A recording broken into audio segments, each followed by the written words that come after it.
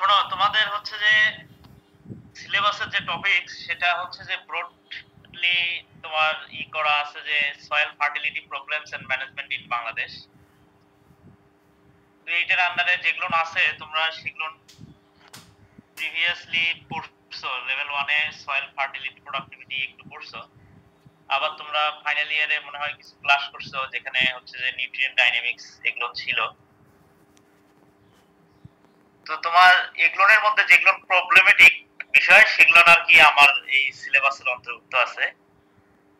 তো আমি আসলে যে জিনিসগুলো তোমাদেরকে ফোকাস করবো আজকে সেগুলো হচ্ছে যে soil fertility basics, fertiliser use in Bangladesh, fertility problems in Bangladesh, causes of fertility problems, organic matter status and their extent, and why organic matter decreasing day by day.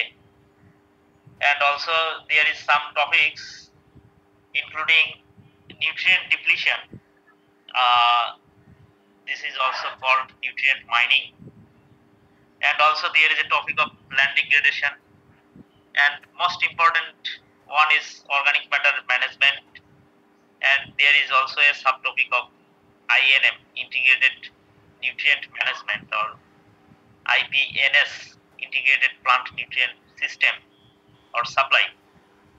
Maybe I will be focusing on these topics today.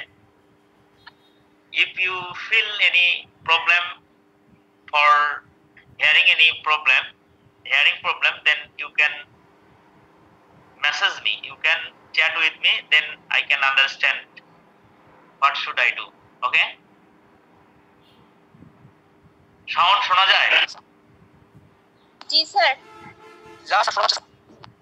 ওকে। তো তোমরা হচ্ছে যে soil fertility তোমাদের সিলেবাসে এই যে তোমার এই এসএসসি 401 যে কোর্স টাইটেল আছে সেটা হচ্ছে যে soil microbiology and soil fertility. তো তোমরা একটা বিষয় লক্ষ্য করবা যে তোমার ওই ফাইনাল পরীক্ষাতে ডেফিনেশন আকারে সয়েল মাইক্রোবায়োলজি বা সয়েল ফার্টিলিটি এই ডেফিনেশন গুলো 1-2 মার্কস এর জন্য থাকতে পারে। তো তোমাদের ওগুলো পড়া আসলে হয়েছে যে সয়েল ফার্টিলিটি কাকে বলে, এগুলো তো তোমরা পড়ছো ফার্স্ট ইয়ারে। তাও আমি একটু সিম্পলি তোমার ডেফিনেশনটা ওই মানে আরেকবার তোমার রিমেমোরাইজ করার চেষ্টা করতেছি। তো তোমার ফার্টিলিটিতে বলা হচ্ছে যে প্লান্টের জন্য অ্যাভেলেবল নিউট্রিয়েন্ট যেগুলো আছে মোটামুটি তোমার 18টা ধরা হয়, কেউ 16টাও পড়ায়, আরো কিছু আছে তোমার সেগুলো আসলে ইসেনশিয়াল না, সেগুলো বেনিফিশিয়াল এলিমেন্ট হিসেবে ট্রিট হয় অথবা অন্য কোনো নামে ডাকা হয় আর কি। তো এই ইসেনশিয়াল নিউট্রিয়েন্ট এলিমেন্ট গুলো যখন সয়েলে এডিকুয়েট অ্যামাউন্টে সাপ্লাই করে কোনো একটা সয়েল এবং প্লান্টের জন্য যেগুলো অ্যাভেলেবল ফর্মে থাকে, তো সেটাকেই আমরা সয়েল ফার্টিলিটি বলি। তো তোমার সয়েলে অনেক নিউট্রিয়েন্ট আছে প্লান্টের জন্য অ্যাভেলেবল না, সেই সয়েলটা ফার্টাইল হতে পারে।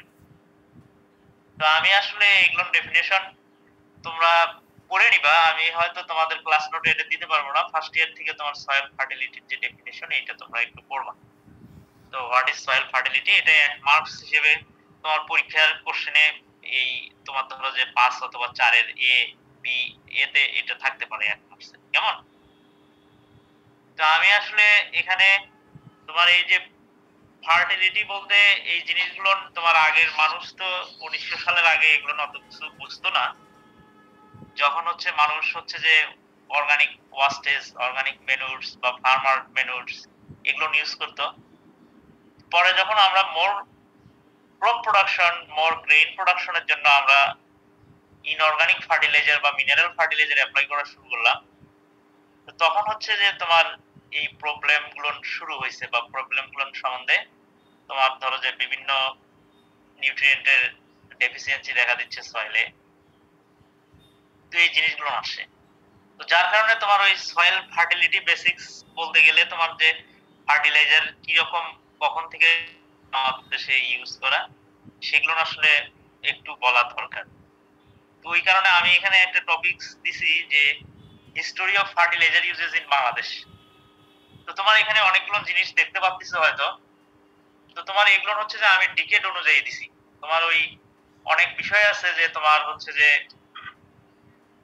এক্সাক্ট সাল বা টাইমটা মনে থাকে না, যার কারণে ওই ডিকেড অনুযায়ী যদি একটু মনে রাখা যায় সেটা খারাপ না আর কি। তো আমরা অ্যাজ ইউজুয়াল বলতে পারি যে তোমার বিংশ শতাব্দীর মাঝামাঝি মানে 1950 সালের আগ পর্যন্ত ফার্টিলাইজার, তোমার ধরো যে মিনারেল ফার্টিলাইজার যেটা আমরা ইনঅর্গানিক ফার্টিলাইজার বলি, সিনথেটিক ফার্টিলাইজার বলি, এগুলো সাধারণত মাঠে অ্যাপ্লাই করা হতো না। তখন তোমার ধরো যে আউশ ধান করা হইতো অথবা টিয়ামন রাইস করা হইতো। তো তোমার এগুলোর জন্য সাধারণত তোমার হচ্ছে যে কাউডাং, ফার্মার ম্যানুর এগুলো ইউজ করা হইতো। আর তোমার ধরো যে ভেজিটেবলস প্রোডাকশন, তো তোমার এগুলোর জন্য সাধারণত বিভিন্ন ধরনের মাস্টার্ড অয়েল কেক, বোন মিল এগুলো সাধারণত ফার্মার্স ইউজ করার চেষ্টা করতো অথবা কম্পোস্ট ইউজ করতো। বাট তোমার তোমার 1940 মানে বিংশ শতাব্দীর মাঝামাঝির একটু আগে তোমার অ্যামোনিয়াম সালফেট কিছু ইম্পোর্ট করছিল বাংলাদেশ, তোমার ওই গ্রেইনের প্রোডাক্টিভিটি বাড়ানোর জন্য বা তোমার হচ্ছে যে টি এস্টেটে অ্যাপ্লাই করার জন্য। তো তোমার তখন থেকে আর কি তোমার ওই কেমিক্যাল ফার্টিলাইজার ফার্মার্স ইউজ করে বা এটা হচ্ছে যে গভর্নমেন্ট অ্যাপ্রুভ করছে, যে তখন থেকে এগুলো ইনিশিয়েশন হয়েছে আর কি। তো তোমার আস্তে আস্তে বিভিন্ন ধরনের ফার্টিলাইজার গুলো তোমার ক্রোনোলজিক্যালি বাড়তিছে, দিন দিন বাড়তিছে। এটা বাড়তিছে বলতে সয়েলের ডেফিসিয়েন্সি দেখা গেছে বা সয়েলে তোমার কম কন্টেন্ট আছে বিধায় তোমার হচ্ছে যে এগুলো ফার্মার্সকে রিকমেন্ড করতেছে, সয়েল সায়েন্টিস্ট বলো বা এগ্রিকালচারাল যে এক্সটেনশন ডিপার্টমেন্ট বলো বা মিনিস্ট্রি বলো, তারা এগুলো করতেছে। তো আমরা ওভারঅল বলতে পারি যে তোমার ওই 80 সালের আগ পর্যন্ত তোমার হচ্ছে যে এনপিকে ফার্টিলাইজার মানে হচ্ছে যে ইউরিয়া, ট্রিপল সুপার ফসফেট অথবা মিউরেট অফ পটাশ, তোমার 1980 আগ পর্যন্ত এই তিনটাই সাধারণত ইউজ করতো আর কি। তো তোমার এক্স্যাক্টলি টাইম এখানে দেওয়া আছে ইউরিয়া 1950, যদিও এটা 1951 এর ফার্স্ট বাংলাদেশে ইন্ট্রোডাকশন হয়েছে এবং তখন থেকে অ্যাপ্লাই করা শুরু হয়েছে যে 1951 সালে। তো তোমরা জানো যে 70-এর দশকে একটা হচ্ছে যে ক্যাম্পেইন ছিল যে তোমার মোর গ্রেইন প্রোডাকশন, এবং এলএলপি মানে হচ্ছে তোমার তোমার পাম্প গভর্নমেন্ট অনেক বেশি সাবসিডি দিয়ে ফার্মার্সকে প্রোভাইড করতো। তো এই প্রোভাইড করার জন্য হচ্ছে যে তোমার হচ্ছে যে তখন আর কি এই ফার্টিলাইজার গুলো আসে, যেমন ট্রিপল সুপার ফসফেট বলা হচ্ছে যে এটা 1957 সালে আসে, মিউরেট অফ পটাশ আসে 1960 সালে।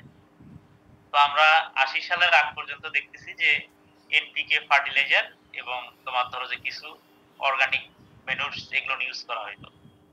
বাট 80 সালের পরে দেখা গেল যে সয়েলে খুব বেশি ডেফিসিয়েন্ট জিঙ্ক এবং সালফার।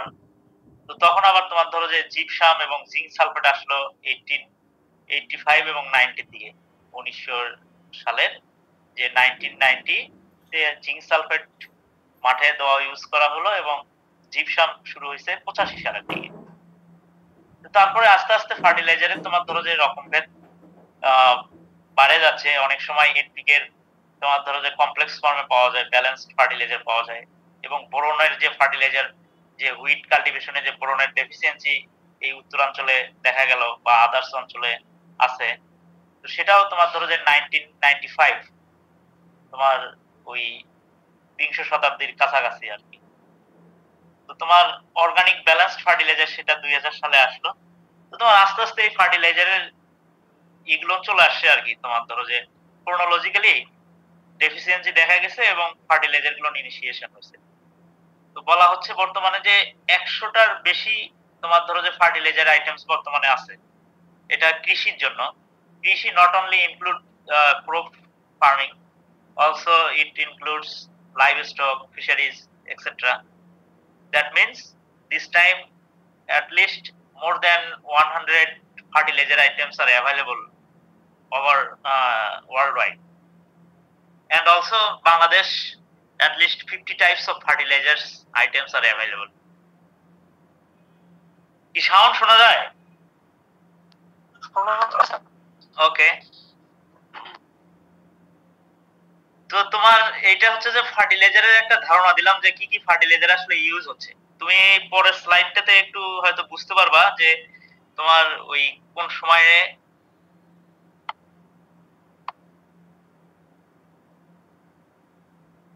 তোমার হচ্ছে যে তোমার এখানে যদি আমরা দেখি যে বাংলাদেশের ফার্মার্সরা কেমন হারে ফার্টিলাইজার অ্যাপ্লাই করে বা তোমার রিকমেন্ডেশন কি রকম, ইউজ করতেছে কি রকম।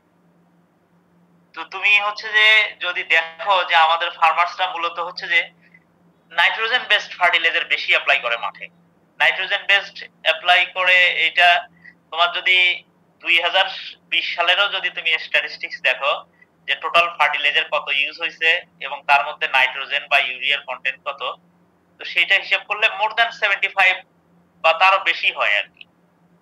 তো তোমার আদার্স ফার্টিলাইজার গুলো আসলে কম রেটে ইউজ করা হয় বা রিকমেন্ডেড ডোজে আসলে অ্যাপ্লাই করা হয় না।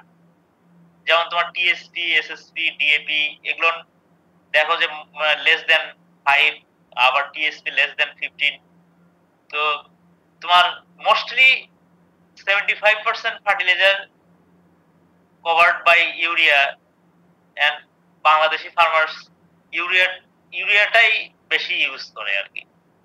তো তোমার আদার্স যেমন যেগুলো মাইক্রোনিউট্রিয়েন্টের ফার্টিলাইজার আছে, যেমন তোমার হচ্ছে যে জিঙ্ক সালফেট বা বোরিক অ্যাসিড, ম্যাগনেসিয়াম সালফেট, তো এগুলো তোমার হচ্ছে নিড বেসড ইউজ করে, কিন্তু এগুলোর পরিমাণ আসলে অনেক কম।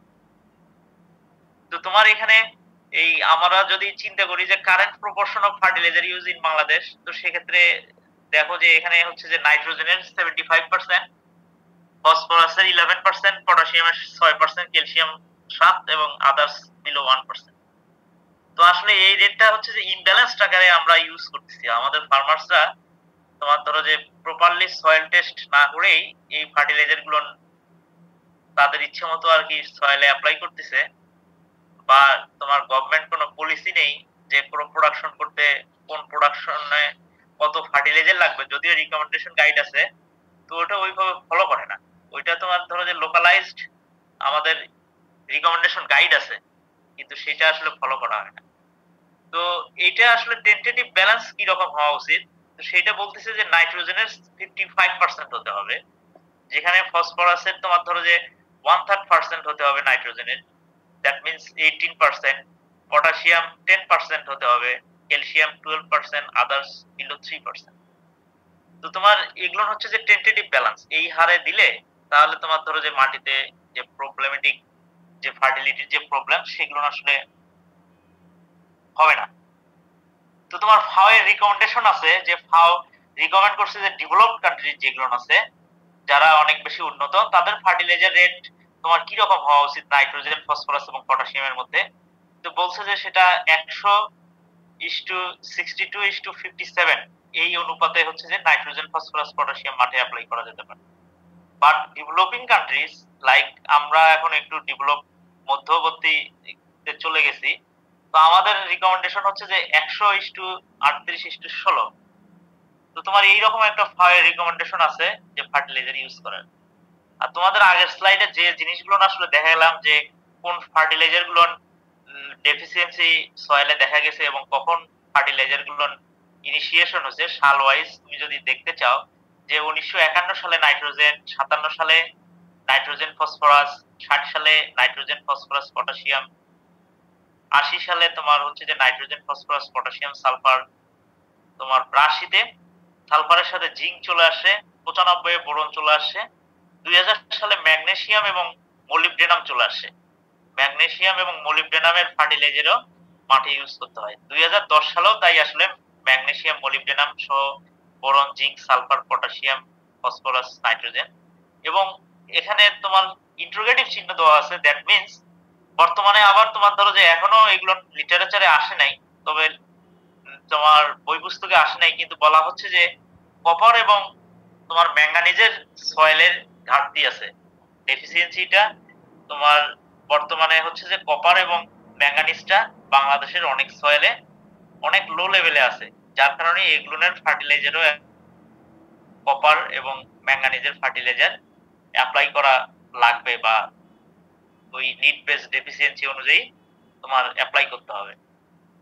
তো আমি তোমাদের এগুলো হচ্ছে যে তোমার একটু সামান্য হিস্টোরি দিলাম, যে হিস্টোরি গুলো কভার করে আসলে যে আমাদের দেশের ফার্মার্সরা কি রকম ফার্টিলাইজার ইউজ করে, এবং তোমার হচ্ছে যে কি রকম দিলে হচ্ছে ভালো, কোন রেশিওতে দিলে ভালো, এবং কোন কোন নিউট্রিয়েন্ট গুলো হচ্ছে যে ইনক্রিজিং ডেফিসিয়েন্সি শো করতেছে।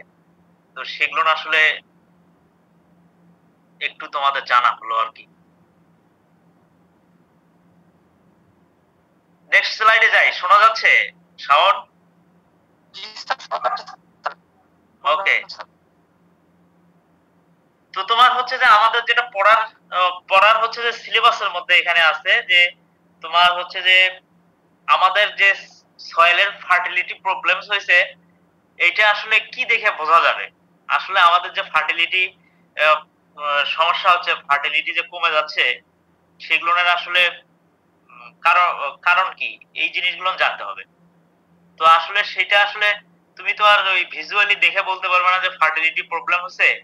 এগুলো কিছু কিছু তোমার ধরো যে অ্যানালাইটিক্যাল ডাটা বা অ্যানালাইসিস করা ডাটা, আবার কিছু কিছু তোমার ধরো যে রিসার্চ ইনস্টিটিউশন যারা আছে, ইউনিভার্সিটি যারা আছে, তারা রিসার্চ করে দেখছে, বা তোমার ধরো যে কি কি ফার্টিলিটির সিমটম আসলে সয়েলে দেখা যাচ্ছে, যে টপ মোস্ট ফার্টিলিটি প্রবলেমস গুলো আসলে কি কি আকারে প্রকাশ পায়, সেগুলোর মধ্যে বলা হচ্ছে যে এখানে তোমার ওই যে amount of organic matter is clearly decreasing. OM তে আমি অর্গানিক ম্যাটার লিখছি, তোমরা একটু বুঝে নিও। তো তোমার অর্গানিক ম্যাটারটা বাংলাদেশের সয়েলে কমে যাচ্ছে। এটা হচ্ছে যে দিন দিন এই সয়েল থেকে অর্গানিক ম্যাটারের কন্টেন্ট আগে যেরকম ছিল, আগের মানুষ যেরকম তোমার ধরো যে অর্গানিক ওয়াস্ট ইউজ করতো, কেমিক্যাল ফার্টিলাইজার দিত না, তো তখন যেরকম অর্গানিক ম্যাটারের লেভেল ছিল সেটা আস্তে আস্তে কমে যাচ্ছে, এবং বাংলাদেশের মোস্ট অফ দা 60% পার্ট একেবারে লো কন্ডিশনে চলে গেছে। তো তোমার আবার বলা হচ্ছে যে nutrient content of the soil are decreasing day by day. তোমার আগের তোমার স্লাইডে যে টেবিলটা দেখানো হইলো, ওখানে তোমার ক্রোনোলজিক্যালি দেখানো হলো যে 2010 পর্যন্ত nitrogen, phosphorus, sulphur, potassium, zinc, magnesium, molybdenum, তো এগুলোর ডেফিসিয়েন্সি দেখা গেছে। দ্যাট মিন্স এই নিউট্রিয়েন্ট গুলোর ডিক্রিজ করছে সয়েল থেকে। তো আস্তে আস্তে আরো বাড়তেছে কি কপার এবং ম্যাঙ্গানিজ। তো এটাও একটা তোমার ধরো যে ইভিডেন্স, সয়েল ফার্টিলিটি ডিপ্লিশন বা সয়েল ফার্টিলিটি প্রবলেমস এর ইভিডেন্স। তোমার হচ্ছে যে ক্রপস এর ইল্ড কমে যাচ্ছে, এটা তো জানোই। আগে যেরকম তোমার ধরো যে সয়েলের ভূমিকা এবং ফার্টিলাইজারের ভূমিকা যদি তুলনা করো, 70 সালে তোমার ধরো যে মাটির ইনহেরেন্ট যে ফার্টিলিটির যে তোমার সাপ্লাই বা এটার যে ক্রপ ইল্ডের যে ইনফ্লুয়েন্স ছিল, সেটা মাটির 60% ফার্টিলাইজার ধরা হতো 40%, যেটা এখন ধরা হয় যে মাটির 40% আছে, বাকিটা 60% ফার্টিলাইজার দিয়ে তোমার ধরো যে রিকভার করা লাগে। মানে যে ফার্টিলাইজার তোমার লাগতেইছে। তো সেই কথাটাই বলা হচ্ছে যে যে ক্রপ ইল্ড কমে যাচ্ছে, এবং তোমার ধরো যদি সিমিলার ক্রপ ইল্ড ধরে রাখতে চাও, তো সেক্ষেত্রে আবার তোমার ধরো যে কেমিক্যাল ফার্টিলাইজারের বৃদ্ধি বাড়ানো লাগতেছে, যে chemical fertilizer uses increasing by 10 to 20% per annually to maintain production trend. তুমি যদি ইল্ড ধরে রাখতে চাও, যদি সিমিলার লেভেলের ইল্ড আগের বছরের মধ্যে ধরে রাখতে চাও, তো সেক্ষেত্রে মাটিতে অতিরিক্ত এক্সেসিভ কেমিক্যাল ফার্টিলাইজার ইউজ করা লাগছে। তো এটাও তোমার একটা এভিডেন্স। তো আবার বলা হচ্ছে যে buffering capacity of the soil decreasing. তো তোমার আগে যেরকম তোমার ধরো যে অর্গানিক ম্যানুর বা পানি বা সলুবিলাইজ করলে মাটির অ্যাসিডিটি কমে, তো সেটা এখন আর কি তোমার ধরো যে ওই মাটির ওই ইনহেরেন্ট বাফারিং ক্যাপাসিটি যেটা আছে সেটা কমে যাচ্ছে। তো যেটার কারণে কি হচ্ছে যে আসলে হইছে তোমার soil reaction, that means pH কমে যাচ্ছে। তো তোমার প্রতি বছরই দেখবা যে নতুন নতুন এরিয়া, নতুন নতুন জায়গা তোমার ধরো যে এসিডিক কন্ডিশনে চলে যাচ্ছে। তো এসিডিক কন্ডিশনে চলে গেলে আসলে তোমার নিউট্রিয়েন্ট অ্যাভেলেবল হয় না, সেটা প্লান্টের জন্য খারাপ। তোমার ধরো যে সেটা আসলে ওভারঅল বিষয়টাই খারাপ। তো তোমার সয়েল পিএইচ কমে যাচ্ছে বা বাফারিং ক্যাপাসিটি কমে যাচ্ছে, এগুলো হচ্ছে যে সয়েল ফার্টিলিটি ডিপ্লিশনের একটা এভিডেন্স, ফার্টিলিটির একটা তোমার ধরো যে অকারেন্স বলা চলে। তো তোমার deficiency of the nutrient elements in the plant is clear. তোমার মাটিতে যেরকম ডেফিসিয়েন্সি শো করতেছে, তো মাটিতে যদি নিউট্রিয়েন্ট সাপ্লাই না করো, প্রপার যদি ব্যালেন্স ফার্টিলাইজেশন না করো, তো সেগুলোর ডেফিসিয়েন্সি আসলে অ্যাজ ওয়েল অ্যাজ তোমার মাটির সাথে সাথে তোমার প্লান্টেও দেখা দিচ্ছে। তো সেটাও একটা এভিডেন্স। তো তোমার বাংলাদেশের রিসার্চ সিস্টেম গুলো বলতেছে যে গ্রিন ম্যানুর অ্যাপ্লাই করো, তোমার অর্গানিক ওয়াস্ট অ্যাপ্লাই করো, তোমার অর্গানিক ম্যাটার ইউজ করো, তোমার এক্সেট্রা এক্সেট্রা ইউজ করো, অর্গানিক বেসড ফার্টিলাইজার ইউজ করো। তো তোমার এটাও তো বোঝা যায় যে আসলে ফার্টিলিটির ডিপ্লিশন বা ফার্টিলিটির প্রবলেম হয়েছে। তো তোমার সয়েলস বিকামিং হার্ডার, মানে সয়েল হচ্ছে যে সয়েলের ওই যে তোমার কন্টিনিউয়াস রাইস কাল্টিভেশন করতে পড়লে তোমার ধরো যে প্লাউম্যান ফরমেশন হয়, এরকম একটা টার্ম তোমরা পড়ছো।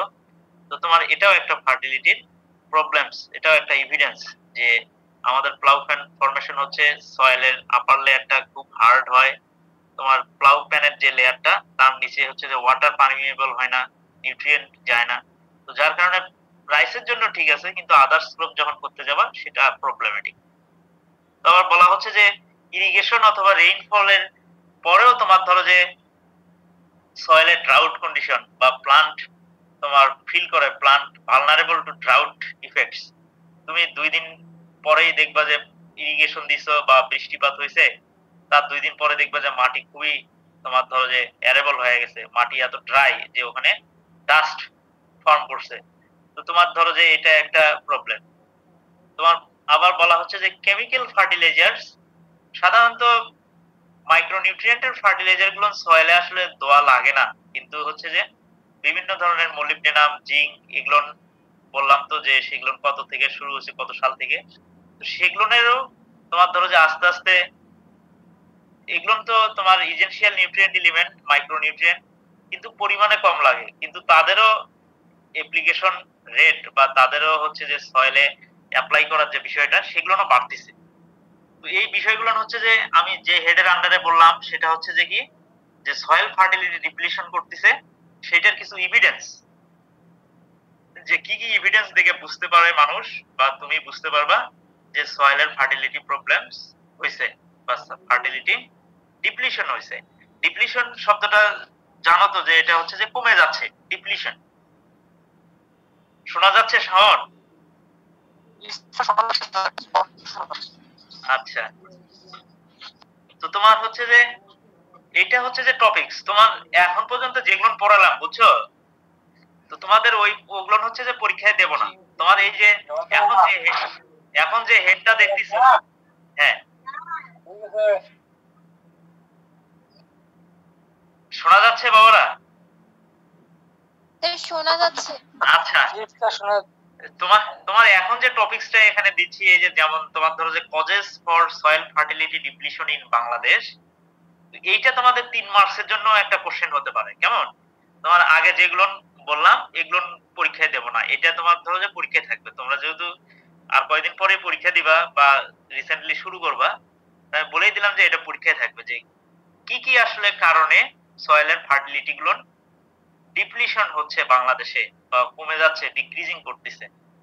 তো এর মধ্যে আমরা কিছু তোমার ধরো যে টপ মোস্ট ইম্পর্টেন্ট গুলো ধরছি, আরো ছোটখাটো তোমার মাইনর কিছু আছে, তো সেগুলো আসলে আমি বলবো, কিন্তু তোমার ধরো যে এগুলো আসলে পরীক্ষায় লিখতেই হবে।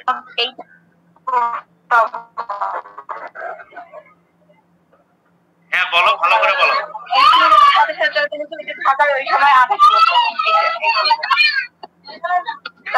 কথা বলছিল, আর এটা কোয়ালিটি সবকিছু। এই শোনো, তো তোমার হচ্ছে যে কি কি কারণে সয়েল ফার্টিলিটি ডিপ্লিশন করে আমি এই সিরিয়ালি একবার করে বলে দেই আর কি।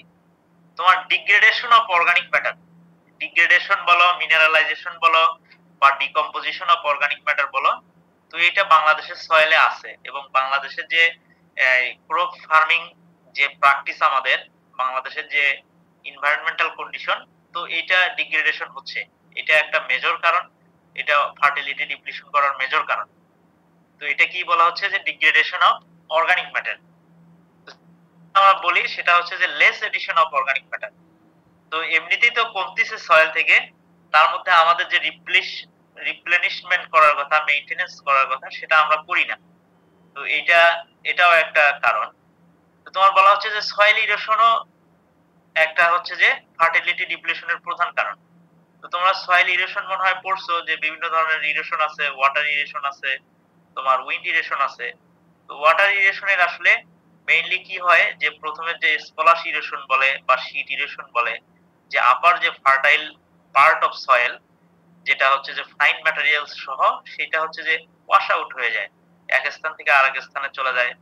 তো যার কারণে আসলে এটা হচ্ছে যে সয়েল ফার্টিলিটি ডিপ্লেশনের একটা কারণ। তো তোমার বলা হচ্ছে যে non recycling of organic manures and organic wastage. তো তোমার অর্গানিক ম্যানুরস গুলো আদারওয়াইজ অন্যভাবে ইউজ হয়, কেউ হয়তো এমনিতেই তোমার ধরো যে মাঠে না পোড়ায় অন্য জায়গায় পোড়ায়, অথবা কেউ হচ্ছে যে ফুয়েলের জন্য ইউজ করে। আবার অর্গানিক ওয়েস্ট গুলো না আসলে প্রপারলি ম্যানেজ হচ্ছে না। আমাদের দেশে হচ্ছে রাস্তাঘাটে তোমার ম্যান হলে তোমার ধরো যে এগুলো নোংরা আবর্জনা কত কি থাকে, কিন্তু সেগুলো প্রপার ম্যানেজ করে সেগুলো হচ্ছে যে সয়েলে ইউজ করা যায়, তো সেটা হচ্ছে না। সেই কথাটা বলা হচ্ছে যে non recycling of organic manures and organic wastage, এটাও একটা সয়েল ফার্টিলিটি ডিপ্লেশনের কারণ। তো আর কারণ হচ্ছে যে ইমপ্রপার ক্রপ রোটেশন। তো ইমপ্রপার ক্রপ রোটেশন এটা সম্বন্ধে পরে আসতেছি আমি। তো এটা এটা তোমার ধরো যে জানে রাখো যে এটা একটা কারণ। তো ইন্টেন্সিভ ক্রপিং সম্বন্ধে পরে আসবো। Lynching of plant nutrients. তো তোমার লিচিং অফ প্লান্ট নিউট্রিয়েন্টস সাধারণত আমাদের যেগুলো নাইট্রোজেন এবং ফসফরাস বেসড যেগুলো ফার্টিলাইজার আছে, তো এগুলো আসলে মোর ডিফিউসিভ মানে পানি পাইলেই তোমার ধরো যে ডিফিউশন প্রসেস তো জানো, যে তোমার এক জায়গা থেকে অন্য জায়গায় দ্রুত ছড়ে যায়। তোমার নাইট্রোজেন এবং ফসফরাসের ফার্টিলাইজার গুলো তোমার ধরো যে এই একটু পানি পাওয়ার পরে তো তোমার এগুলো হচ্ছে যে লিস্ট আউট হয়, আইদার নিচে যায় অথবা হচ্ছে রান অফ হয়ে অন্য কোনো ওয়াটার বডিজে যায় পড়ে। সেটা আবার ইনভায়রনমেন্টাল প্রবলেম তৈরি করে, যে ইউট্রোফিকেশন তোমার নাম করছো হয়তো, এগুলো প্রবলেম তৈরি করে। অথবা তোমার হচ্ছে যে পানিতে হচ্ছে যে অ্যামোনিয়ামের কন্টেন্ট বাড়ায়, বা পানির হচ্ছে যে বিওডি কন্টেন্ট কমে দেয়, অক্সিজেন কন্টেন্ট কমে দেয়। তো এগুলো আসলে তোমার ওয়াটার সিস্টেমের জন্য খুবই খারাপ একটা সিচুয়েশন। তো লিচিং অফ প্লান্ট নিউট্রিয়েন্টস, তো এগুলো আসলে তোমার কারণ অর্গানিক সয়েল ফার্টিলিটি ডিক্রিজ করার। তো আবার বলা হচ্ছে যে ডিফরেস্টেশনও একটা কারণ হতে পারে। তো আনব্যালেন্সড ইউজ অফ ফার্টিলাইজার, এটা সম্বন্ধে তো একটু আগেই বললাম যে আনব্যালেন্সড ইউজ হচ্ছে আমাদের দেশের ফার্টিলাইজার। তো যার কারণে হচ্ছে যে মাটির ফার্টিলিটি কমে। ডিগ্রেডেড রাইস সয়েল সম্বন্ধে তোমার হচ্ছে যে আমাদের যেহেতু রাইস বেসড ক্রপিং প্যাটার্ন ম্যাক্সিমামই, তো তোমার রাইস মানে তোমার ধরো যে কোনো একটা ক্রপিং প্যাটার্নে তোমার রাইস আছে, মানে বোথ কন্ডিশনই হচ্ছে যে অ্যানারোবিক কন্ডিশন। তো এরকম কন্ডিশন যদি মানে যুগ যুগ ধরে চলতে থাকে, তো সেই ক্ষেত্রে ওই মাটির আসলে নিউট্রিয়েন্ট কন্টেন্ট অনেক কমে যায়, এবং সেটা হচ্ছে যে অনেক প্রবলেমেটিক একটা বিষয়। তো আবার বলা হচ্ছে যে production of high yielding varieties এবং মডার্ন ভ্যারাইটি অফ ক্রপস। তো আসলে এটা আলটিমেটলি হাই ইল্ডিং ভ্যারাইটি বা মডার্ন ভ্যারাইটি গুলো আমাদের কাল্টিভেট করতেই হবে, কিন্তু ওই পরিমাণে আবার তোমার ব্যালেন্স নিউট্রিশন যে সয়েলের দরকার সেটাও প্রোভাইড করতে হবে, কিন্তু আমরা সেটা করি না। তো যার কারণে এটাও একটা কারণ হিসেবে ধরা হচ্ছে যে production of high yielding varieties and modern varieties. তো তোমার বলা হচ্ছে লোয়ার অ্যাপ্লিকেশন অফ ফার্টিলাইজার্স। তো ওই প্রথমে তো দেখলাম যে তোমার ডেভেলপড কান্ট্রিজের জন্য যেরকম ফার্টিলাইজার রিকমেন্ডেশন বা ডেভেলপিং কান্ট্রির জন্য যেরকম ফার্টিলাইজার রিকমেন্ডেশন সেটা কম। আমাদের দেশের আসলে ইনপুট কম, সাথে সাথে ইমব্যালেন্সড ইউজড হয়। তো এটা একটা কারণ হচ্ছে যে লোয়ার অ্যাপ্লিকেশন অফ ফার্টিলাইজার বলা হচ্ছে। তো তোমার আরেকটা কারণ বলা হচ্ছে যে absence of soil conservation management practice. তো আমরা আসলে সয়েল যে কনজার্ভ করব, সয়েল যে সয়েলের যে অর্গানিক ম্যাটার ম্যানেজমেন্ট করব, সেগুলো হচ্ছে যে আমরা এগুলো করি না। তো এটাও একটা কারণ বলা হচ্ছে। তোমার আবার বলা হচ্ছে যে আসলে আমাদের ওই extension of cultivation in lands of low potential or high natural hazards, যে বলা হচ্ছে যে যেগুলো আসলে ফার্টিলিটি কম জেনারেলি, অথবা যেগুলো সয়েলে হচ্ছে যে তোমার ন্যাচারাল ক্যাটাস্ট্রফি বা ক্লাইমেটিক কন্ডিশন ভালো না, সেগুলো নিয়ে কাল্টিভেশন করা হচ্ছে, সেটাও একটা ফার্টিলিটি ডিপ্লিশন করার হচ্ছে যে কারণ হতে পারে। তো তোমাদের এই টার্ম গুলো তোমার ধরো যে 3 মার্কস জন্য লিখতে লিখতে বলা হতে পারে। এই কোশ্চেন এইরকম হতে পারে যে what are the causes of soil fertility depletion in Bangladesh, অথবা বলা হতে পারে enlist the causes for soil fertility depletion in Bangladesh. তোমরা আসলে জিনিসটা যে কোনো ভাবে তোমার মনে রাখার চেষ্টা করবা, আর এই জিনিসগুলো ভাইভাতেও ধরতে পারে যে আসলে ফার্টিলিটি কি কি কারণে ডিপ্লিশন হচ্ছে বাংলাদেশে, বলো দেখি। তো তোমার হচ্ছে যে প্রথমেই বলো না যে absence of soil conservation management practice. তো তোমার এখানে যেরকম ক্রোনোলজিক্যালি সাজানো হয়েছে যে ডিগ্রেডেশন অফ অর্গানিক ম্যাটার, তো অর্গানিক ম্যাটারের কথাগুলো না আগে বলবো আর কি। কেমন শোনা যাচ্ছে? আচ্ছা, তো তোমার হচ্ছে যে এই টপিকসটা ইম্পর্টেন্ট এখানে। তো এটা তোমার এরপরে যে সিলেবাস আছে, তোমার তোমার সিলেবাসের প্রথমের পার্টই ছিল যে তোমার হচ্ছে যে soil fertility problems in Bangladesh, মানে এইটার আন্ডারে ছিল যে কজেস। তো এখানে পরে যে টপিকসটা আছে সেটা হচ্ছে যে অর্গানিক ম্যাটার স্ট্যাটাস বা অর্গানিক ম্যাটারের হচ্ছে যে এক্সটেন্ট, এবং অর্গানিক ম্যাটার বাংলাদেশের সয়েলে যে কম, তো সেগুলো ব্যাখ্যা করার কথা বলা হয়েছে আর কি। তো তোমার আসলে আমি সেই জন্য অর্গানিক ম্যাটার থেকে একটু প্রিলিমিনারি, যেহেতু তোমরা পড়ছো মনে হয় লেভেল 2-1-এ, তারপরেও আমি একটু সামান্য বলার চেষ্টা করতেছি। তো তোমরা এরকম একটা পাই চার্ট মনে হয় পড়ছো তোমরা ফার্স্ট ইয়ারে, যে তোমার একটা আইডিয়াল লুমি স্যান্ডি সয়েল, লুম স্যান্ড সয়েলে তোমার ধরো যে মিনারেল ম্যাটার অর্গানিক ম্যাটারের পার্সেন্টেজ দুইটা মিলে 50% থাকা লাগে, যার মধ্যে অর্গানিক ম্যাটার মাস্ট 5% থাকতে হবে, বাকি 25-25 করে এয়ার ওয়াটার থাকে, বাট কন্টেন্টটা ভেরিয়েবল।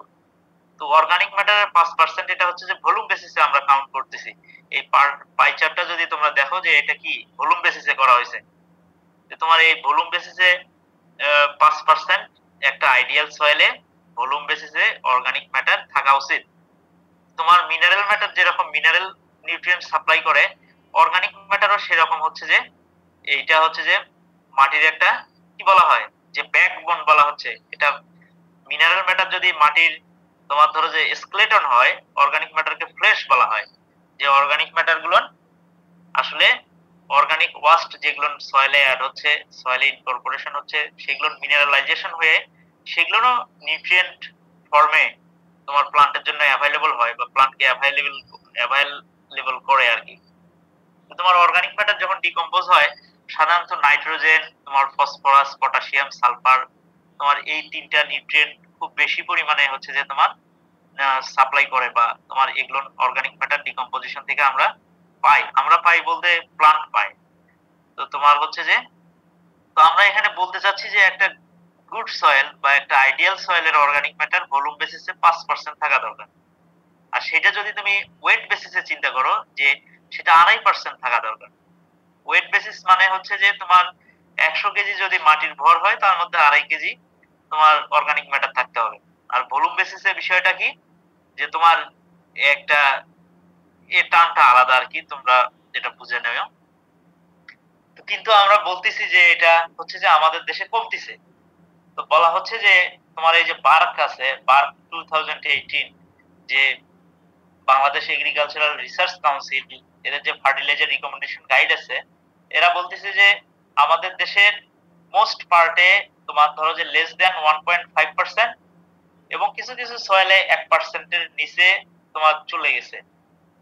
এটা যদিও ওয়েট বেসিসে বলা হচ্ছে যে 2.5% থাকার কথা, সেখানে তোমার ম্যাক্সিমামই 1.5%, আবার কিছু কিছু সয়েলে 1%-এর কমেও আছে।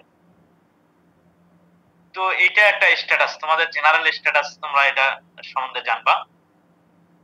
তো আবার তোমার ধরো যে এই যে Zahir sir, Mymensingh Bangladesh agri university, তো ওনাদের একটা রিসার্চে বলছে যে 60% অ্যারেবল ল্যান্ড অফ বাংলাদেশ, 60% মানে বাংলাদেশের যে টোটাল ল্যান্ড এরিয়া আছে, যে cropped area, net cropped area, তার 60% অ্যারেবল ল্যান্ড হচ্ছে যে 1.5%। তো সাধারণত তাদের ওই রেজাল্টটাই হচ্ছে যে পার্কের বইয়ে পাবলিশ, তো যার কারণে এরকম হয়েছে। তোমার এটা থেকে একটা ধারণা তোমার ধরো যে হইলো যে কি একটা গুড সয়েলে কি রকম অর্গানিক ম্যাটার থাকা লাগে, এবং বাংলাদেশের মোস্ট অফ দা পার্টের সিচুয়েশনটা কি রকম, যে কত পার্সেন্ট এখন নামে যাচ্ছে। তো এইটা হচ্ছে যে একটা স্ট্যাটাস, যে তোমার এগুলো হচ্ছে যে এই ডাটাগুলো আসলে মনে রাখা দরকার। পরে যেগুলো না আমি টেবুলার ফর্মে কিছু ডাটা বা এক্সটেন্ড দিচ্ছি, এগুলো মনে মনে রাখা লাগবে না, কারণ এগুলো তোমরা হচ্ছে যে পরীক্ষায় লিখতেও পারবে না, এগুলো ডাটা অ্যাভেলেবল পাবা কোনো একটা ভালো বই খুললে সেখানে পাবা। তো সেগুলো তোমাদের সিলেবাসে আছে বিধায় আমি একটু জাস্ট ওভারভিউ করে যাব ওই জিনিসগুলো, যে আসলে ওভারঅল অর্গানিক ম্যাটারের স্ট্যাটাসটা বিভিন্ন এইজেড বেসিসে কি রকম, বা বিভিন্ন তোমার ধরো যে বিভিন্ন অঞ্চল ভেদে কি রকম, তোমার ধরো যে ফ্লাড প্লেন এরিয়াতে কি রকম, হিলি এরিয়াতে কি রকম। তো ওগুলোর কিছু পরবর্তীতে স্লাইডে ওগুলো দেখাবো। তো তোমরা এগুলো এমনি দেখো, এগুলো হচ্ছে যে মুখস্থ করা লাগবে না, বাট তোমাদের একটা ধারণা থাকলো আর কি। কেমন? তুমি তুমি এই যে তুমি একটা প্রথমে আমি ম্যাপ দেখাচ্ছি, এটা 2018 সালের এই ম্যাপ। তো তোমার ওই যে এসআরডিএ আছে, এসআরডিএ তো জানো যে সয়েল রিসোর্স ডেভেলপমেন্ট ইনস্টিটিউট। তো ওদের একটা উপজেলা নির্দেশিকা আছে, এসআরডিএ এর একটা উপজেলা নির্দেশিকা বের করছে। এটা হচ্ছে যে প্রতিটা উপজেলাতে, প্রতিটা মৌজা, প্রতিটা হচ্ছে যে উপজেলা, গ্রাম সব তারা ডাটাবেস করছে, একটা সফটওয়্যার আছে। তো সেই সফটওয়্যারে তোমার ধরো যে এই ডাটাগুলো একুমুলেট করে এগুলো বাংলাদেশের ম্যাপে যদি সেট করে, তো সেখানে আসলে এই যে বাংলাদেশের ম্যাপে দেখতেছো যে কিছু অঞ্চল লাল, কিছু বেগুনি, কিছু খয়েরি, কিছু তোমার ধরো যে গ্রে। তো তোমার এগুলো আসলে তারা এই যে অর্গানিক ম্যাটারের ক্লাসিফিকেশন করছে যে ভেরি হাই, অ্যাবভ 5.5%। তো হাই বলতেছে 3.41 থেকে 5.5%, মিডিয়াম বলা হচ্ছে 1.7 থেকে 3.4, লো 1.1 থেকে 1.7, ভেরি লো বিলো 1%। তো আমাদের দেশের যে টোটাল ল্যান্ড এরিয়া আছে 1,47,570 বর্গ কিলোমিটার। এটা যে এটা এরিয়া ইন হেক্টরে দেখাচ্ছে এটা। তো তোমার এইটা হচ্ছে যে তোমার দেখো যে মিডিয়াম থেকে ভেরি লো পরিমাণটাই বেশি, মিডিয়াম থেকে ভেরি লোর যে পরিমাণ সেটা বাংলাদেশের অর্গানিক ম্যাটারের স্ট্যাটাস আসলে সেই পরিমাণটাই বেশি। ভেরি হাই এবং হাই কন্টেন্ট এগুলো হচ্ছে যেগুলো হচ্ছে যে সাধারণত তোমরা ওই গোপালগঞ্জের নাম সূর্য, বা তোমার হচ্ছে যে যেগুলো ওই যে পিট সয়েল পাওয়া যায় যেখানে, এগুলোর নাম শুনছো হয়তো, যেগুলো লয়ার বেসিন এরিয়া, যেগুলো তোমার হাওর অঞ্চল, যেগুলো হচ্ছে যে হাওর বাওর অঞ্চল। তো তোমার সেই জায়গাতে আসলে অর্গানিক ম্যাটার ডিপোজিশন হয়, কারণ ওখানে তোমার ধরো যে পানি তো রান অফ হয়ে কোনো একটা জায়গায় যায় সেটেল হয়। ওই জায়গাগুলো জেনেটিক্যালি তোমার ফরমেশনের সময় নিচু ছিল বিধায়, তো তোমার ওই জায়গাগুলোর অর্গানিক ম্যাটার কন্টেন্ট বেশি আর কি। তো ওই কারণগুলো আসতেছে। তোমাদের এই ম্যাপটা দেখানোর কথা কারণটা হচ্ছে যে এই যে ভেরি লো, ভেরি লো হচ্ছে যে লাল দাগ। দেখো যে বাংলাদেশের মোস্ট অফ দা তোমার ধরো যে এই ম্যাপের ম্যাক্সিমাম যে জায়গাগুলো লাল হয়েছে, মানে ভেরি লো কন্ডিশনে চলে গেছে। আবার লো কন্ডিশনে তোমার ধরো যে সেটাও অনেক বেশি। তোমার ভেরি হাই বা হাই, যেগুলো অঞ্চলে ভেরি হাই আবার হাই আছে, সেগুলো আবার প্রোডাকশনের জন্য আসলে সুইটেবল না, সেগুলো অতিরিক্ত অর্গানিক ম্যাটার থাকার কারণে আসলে সেগুলো প্রবলেমস হয়। যেমন তোমরা পিট সয়েল পড়ো যে এটা একটা প্রবলেমস হয়। তো তোমাদেরকে এটা একটা ধারণা দেওয়া হলো যে এটা অর্গানিক ম্যাটারের কিরকম স্ট্যাটাস বাংলাদেশ সয়েল। তো তোমার এইটা পরবর্তীতে আর একজনের, এটা হচ্ছে যে ইসলাম নামক একজন সায়েন্টিস্ট, সে একটা ম্যাপ করছে। তার ম্যাপ অনুযায়ী সে ক্রাইটেরিয়া করছে, ক্রাইটেরিয়া ওই এসআরডিএ এর ক্রাইটেরিয়ার মতোই। তো এখানে তাদেরও ওই যে লো কন্টেন্ট, এই যে লাল লাল অংশগুলো ভালোভাবে দেখা যাচ্ছে, যার কারণে তোমাদেরকে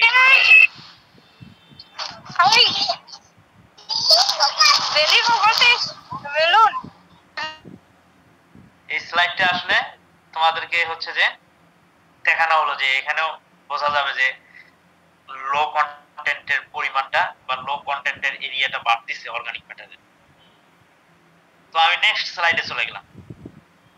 তো এইটা এটা হচ্ছে যে এই স্লাইডটা তোমার হচ্ছে যে এইজেড বেসিসে করা, তোমার এইজেড ওয়াইজ কোন সয়েলে কি রকম, তো সেটা সম্বন্ধে একটা ধারণা দেওয়া আছে। তোমার name of the AZ, land type, তোমার অর্গানিক ম্যাটার রেঞ্জ। তো অর্গানিক ম্যাটার রেঞ্জ দেখো যে 1969-70 সাল থেকে তোমার 89-90 সালের মধ্যে কি পরিমাণ তোমার ধরো যে অর্গানিক ম্যাটার ছিল, এবং 99-2000 সালে কি পরিমাণ ছিল। তো তোমার 70 সালে যদি দেখো যে কন্টেন্টটা মধুপুর ট্রাক্টে 1.78 ছিল, সেটা 2000 সালে এসে সেটা অ্যানালাইসিসে দেখা গেছে 1.02। তো এইটার তুমি যদি হচ্ছে যে পার্সেন্ট ডিপ্লিশন বলো, আমরা যে বলতেছি যে অর্গানিক ম্যাটার কন্টেন্ট কমতিছে, তো সেক্ষেত্রে তোমার দেখো যে কমার পার্সেন্টেজ দেখো, যে তুমি যদি সেটা 70 থেকে 90 এর মধ্যে যদি ডিপ্লিশন দেখো বা ডিক্রিজিং হার দেখো, সেটা 32.6%, যেটা 2000 সালে 42.7%। তো তোমার আসলে কমতিছে। এইটা চার্টটা, এইটা টেবলটা দেওয়ার কারণটা হচ্ছে যে তোমার এই যে কমতিছে যে অর্গানিক ম্যাটার কন্টেন্ট, সেটা একটা ধারণা পাওয়া আর কি। আমি এই পাশে এই ডিক্রিজিং হার গুলো, পার্সেন্টেজ গুলো তোমার বোল্ড করে দেখাচ্ছি। তো তোমার এখানে দেখো যে ম্যাক্সিমাম হচ্ছে যে high Ganges river flood plane, সাধারণত রংপুর বা তোমার হচ্ছে লালমনিরহাট, কুড়িগ্রাম, এই অঞ্চলগুলোর তোমার যে গঙ্গার অববাহিকা, তো তোমার এই অঞ্চলের সবচেয়ে ম্যাক্সিমাম হচ্ছে যে অর্গানিক ম্যাটারের ডিপ্লিশন হয়েছে, তোমার হচ্ছে যে 62.4%। তো তোমার আদার্স যে ফ্লাড প্লেন এরিয়া বলো, তোমার এগুলো হিল এরিয়া, তোমার ধরো যে বানিন ট্রাক্ট, মধুপুর ট্রাক্ট, সব জায়গাতেই কমছে আর কি। তো তোমার আসলে যদিও এটা আমরা হচ্ছে যে অ্যানালাইসিসের ডাটা এইভাবে বলতেছে যে কমতিছে, তো আসলে কমতে কমতে তো এক সময় জিরোতে যায় পৌঁছার কথা, তাই না? তো আসলে জিরোতে যায় এখনো পৌঁছে নেই, এখনো কিছু সয়েলে আছে বা তোমার ফার্মার্স স্লাইটলি ইউজ করে, যার কারণে এখনো একেবারে জিরোতে চলে যায়নি আর কি। বাট আমরা এইখান থেকে ধারণাটা পাবো যে organic matter content decreasing day by day, মানে আস্তে আস্তে কমতিছে। তো এইটা যখন আসলে বাড়তে থাকবে, তখন নিউট্রিয়েন্ট স্ট্যাটাস বা সয়েলের হেলথও ঠিক থাকবে। আর যদি এইটা ঠিক না রাখতে পারি, তাহলে আমাদের হচ্ছে যে সেটা এনভায়রনমেন্টাল কিছু তোমার হ্যাজার্ডাস কন্ডিশনে চলে যাবে, বা তোমার ওই সয়েলে আর প্রোডাকশন করা সম্ভব হচ্ছে না, ফার্মিং সম্ভব হচ্ছে না, সেগুলোর প্রবলেম আসবে। তো তোমাদেরকে এগুলো মুখস্থ করার দরকার নাই, তোমরা এই একটু ধারণা নিলে আর কি। তো এরকম আরো কিছু টেবল আছে, যেমন তোমার ধরো যে এটা পার্কের করা সয়েল ডিভিশনারি। তো তোমার পরিমাণগত দিক দিয়ে দেখাইছে আসলে যে ভেরি লো, যে বিলো 1% যে অর্গানিক ম্যাটার কন্টেন্ট, সেগুলো আসলে কোন কোন এইজেড আছে, কোন কোন এইজেড এর কথা বলা হচ্ছে যে ভেরি লো কন্ডিশনে আছে। যে 1 আছে, যে এইজেড 1, মানে আমরা যেটা দিনাজপুরে যে এইজেড 1 বা আদার যেগুলো হচ্ছে যে 7, 8, তোমার হচ্ছে যে 10, 11, এগুলো এইজেড এর নাম্বার আছে, এবং মেইন লোকেশন গুলো কোনগুলো, দিনাজপুর, শেরপুর, জামালপুর, রাজশাহী, পাবনা, কুষ্টিয়া, বগুড়া, নওগাঁ, রংপুর, খাগড়াছড়ি, চিটাগাং। তো এটা আসলে ম্যাক্সিমাম পার্ট ভেরি লো কন্ডিশনে, নেট ক্রপ এরিয়ার 44.5% হচ্ছে যে very low organic matter content. তো তোমার এটা টোটাল মিলিয়ন হেক্টর হচ্ছে যে 4.05 মিলিয়ন হেক্টর। তো তুমি সিমিলারলি যদি তুমি লো কন্টেন্ট দেখো, মিডিয়াম কন্টেন্ট দেখো, হাই কন্টেন্ট দেখো, লো এর মধ্যে আছে যে adjoining areas of Teesta, Dharla, Chandpur, Lakshmipur, Noakhali, Barishal, Patuakhali, Dhaka, Narsingdi. তো এগুলো সাধারণত বিলো 2 মিলিয়ন হেক্টরের কাছাকাছি। তো এগুলো আসলে ম্যাক্সিমামটাই হচ্ছে যে ভেরি লো এবং লো, এই ক্রপড অঞ্চলটাই বেশি। এটাই হচ্ছে যে অ্যাবভ 60% হচ্ছে যে ভেরি লো এবং লো, যেটা আমরা প্রিভিয়াসলি তোমাদেরকে ওই স্লাইডটাতে দেখালাম যে 60% অফ অ্যারেবল ল্যান্ড হচ্ছে যে কি, যে 1.5%, আর অনেক জায়গাতে বিলো 1%। তো তোমার হচ্ছে যে এখান থেকে তোমরা এই ডাটাগুলো থেকে একটু ধারণা পাইলা যে কোনটার কি পরিমাণ আছে। শোনা যাচ্ছে শাওন? হ্যালো শাওন? শোনা যাচ্ছে স্যার। ওকে, তো তোমরা এগুলো পড়া একটু দেখে নিও আর কি। তোমাদের যখন ওই পরবর্তীতে তোমরা চাকরির পরীক্ষা দিতে যাবা, তো তখন আর কি তোমার ধরো যে ওই যে বিসিএস এর হয়তো তোমার ওই টেকনিক্যাল ক্যাডারেও এগুলো কিছু কোশ্চেন থাকে, বা এগুলো সম্বন্ধে আইডিয়া থাকলে সেটা খারাপ না। তুমি হচ্ছে যে তারপরেও এগুলো বইয়ে পাবা, তোমার ওই পার্কের বই আছে, তোমার ফার্টিলাইজার রিকমেন্ডেশন গাইড, এগুলো ডাউনলোড করেই পাবা, বা সেই বইগুলোর মধ্যেই আছে। আমাদের এই ডাটাগুলো একটু হচ্ছে তোমার করা আর কি, তোমার হচ্ছে যে অনেক বই থেকে নেওয়ার পরে সেটা আর কি কম কিউমুলেটিভ বা কম্বাইন্ড একটু করা আর কি। তো তোমাদেরকে এটার আমি স্লাইড দিয়ে দেবো, না নোটের মধ্যেও পাওয়া আর কি, দেখে নিও। এগুলো মানে মেমোরাইজ করার দরকার নেই, এগুলো মুখস্থ করার দরকার নেই। তো তোমার আরেকটা এরকম চার্ট আছে যে সেটা হচ্ছে যে অর্গানিক ম্যাটার স্ট্যাটাস তোমার ধরো যে মেজর এরিয়া অনুযায়ী কি রকম। মেজর এরিয়া বলতে হচ্ছে যে আমাদের তো তোমার ধরো যে প্যারেন্ট ম্যাটেরিয়াল আছে, আমাদের যে সয়েল গুলো যেভাবে ডেভেলপ করলো, তো আমরা কিছু কিছু সয়েলকে অ্যালোভিয়াল সয়েল বলি, কিছু কিছু ফ্ল্যাট প্লেন কলোভিয়াল সয়েল বলি, ম্যারাইন ল্যাকাস্ট্রাইন, এগুলোর মনে হয় বিভিন্ন তোমার প্যারেন্ট ম্যাটেরিয়ালের নাম শুনছো তোমরা। তো তোমার ওই রকম সেগুলোর মধ্যে তোমার মেজর এরিয়া হিসেবে যদি আমরা চিন্তা করি যে তোমার কোন এরিয়াতে অর্গানিক ম্যাটারের পার্সেন্টেজ কত কম, সেটা সম্বন্ধে একটা ধারণা পাবো। তো তোমার সবচেয়ে বেশি আছে যে লো পিট বিলস, মানে এই যেগুলোর নামের সাথে তোমার বিল আছে অথবা পিট আছে, বা পিট তোমার হচ্ছে যে পিট বেসড সয়েলের তোমার যদি এক্সটেন্ট দেখো, তো গোপালগঞ্জ তোমার বললামই যে ওই অঞ্চলগুলো পড়বে। তো তোমার সেগুলো organic matter content high, but সেটার তোমার ধরো যে এরিয়া যদি বাংলাদেশের এরিয়া দেখো যে বিলো 1%। তো মোস্ট অফ দ্য পার্ট হচ্ছে যে ফ্লাড প্লেন এরিয়া। কি এরিয়া? যে ফ্লাড প্লেন এরিয়াতে অর্গানিক ম্যাটারের পার্সেন্টেজ আছে তোমার 0.5 থেকে 0.8%। তো তোমার যেগুলো হচ্ছে যে মিডিয়াম ল্যান্ড, যেটার ক্রপ এরিয়া তোমার হচ্ছে যে আমাদের কান্ট্রির তোমার ল্যান্ড এরিয়ার প্রেক্ষাপটে সেটা 43%। তোমার বাদ বাকি হচ্ছে যে রিভারাইন, তারপরে ট্রেস অথবা হিল। তোমার হিলি অঞ্চলে তোমার কন্টিনিউয়াস ওয়াটার ইরিগেশন হয়, সেখানে বৃষ্টিপাত হয়, তোমার ওই অর্গানিক ম্যাটার আসলে ধুয়ে চলে যায়, নিচের জমিতে চলে যায়। তো সেখানে সে পার্সেন্টেজটাও অনেক বেশি, 31%। তো তোমরা এই মেজর এরিয়া অনুযায়ী বুঝতে পারবা যে কোন অঞ্চলের আসলে অর্গানিক ম্যাটার আসলে কি রকম পার্সেন্টেজে আছে। তো সাধারণত তোমার হচ্ছে যে ফ্লাড প্লেন এরিয়াতে 0.5 টু 0.8, আবার তোমার ধরো যে ট্রেস অথবা হিল অঞ্চলে 0.8 টু 1, এবং রিভারাইন বা চরল্যান্ড যেগুলো বলি আমরা, সেগুলো একেবারে আপ টু 5% অথবা অর বিলো 5%। তো এইটা তোমরা একটু এই সম্বন্ধে একটু ধারণা পাবা। তো এখন যেটা তোমার ধরো যে পরীক্ষায় থাকবে কেমন, তোমাদের সিলেবাসে একটা আছে, তোমার টপিকস আছে যে causes of organic matter depletion in Bangladesh. তো এইটা তোমার ধরো যে সরাসরি তোমাদের ধরো যে টপিকস আছে যে causes of organic matter depletion in Bangladesh. তো এখানে দেখো যে আমি ছোট ছোট এই একটা বড় হেডিং দিছি, একটা হচ্ছে যে মোটা হেডিং দিছি, একটা চিকন হেডিং দিছি, মানে একটা হেডিং একটা সাব হেডিং আর কি। তো তোমার এই রকম ফর্মে যদি চাই, আমি যদি জাস্ট শুধু বলি যে enlist the factors or enlist the causes of organic matter depletion in Bangladesh, তো সেক্ষেত্রে এই নামগুলো লিখলেই হবে। কিন্তু আমি যদি একটু মার্কস বেশি করে চাই, ধরো যে এই নামগুলো শুধু চাই যদি, সেটা 2 মার্কস বা 2.5 মার্কসের জন্য হবে। বাট যদি তোমাদেরকে একটু করে ডিসক্রিপশন করতে বলা হয়, তো সেক্ষেত্রে এটা 5 মার্কস থাকবে। তোমাদেরকে ওই প্রতিটা হেডের আন্ডারে 1-2 লাইন করে লিখতে হবে। কেমন? তোমার এটা হচ্ছে যে অর্গানিক ম্যাটার কমার হচ্ছে যে কারণগুলো হচ্ছে যে 4টে ভাগে ভাগ করা যায়। তো একটাকে বলা হচ্ছে যে ক্লাইমেটিক ফ্যাক্টর। প্রথমেরটাকে আমরা কি বলতেছি? Climatic factor. ক্লাইমেটিক ফ্যাক্টরের মধ্যে হচ্ছে টেম্পারেচার, রেইনফল, হিউমিডিটি আছে। তো তোমরা জানো যে বাংলাদেশের যে ক্লাইমেটিক কন্ডিশন, এটা হচ্ছে যে সাবট্রপিক্যাল হিউমিড ক্লাইমেট। আমাদের দেশের যে ক্লাইমেটিক কন্ডিশন সেটা কিসের মধ্যে পড়ে? যে সাবট্রপিক্যাল হিউমিড ক্লাইমেট।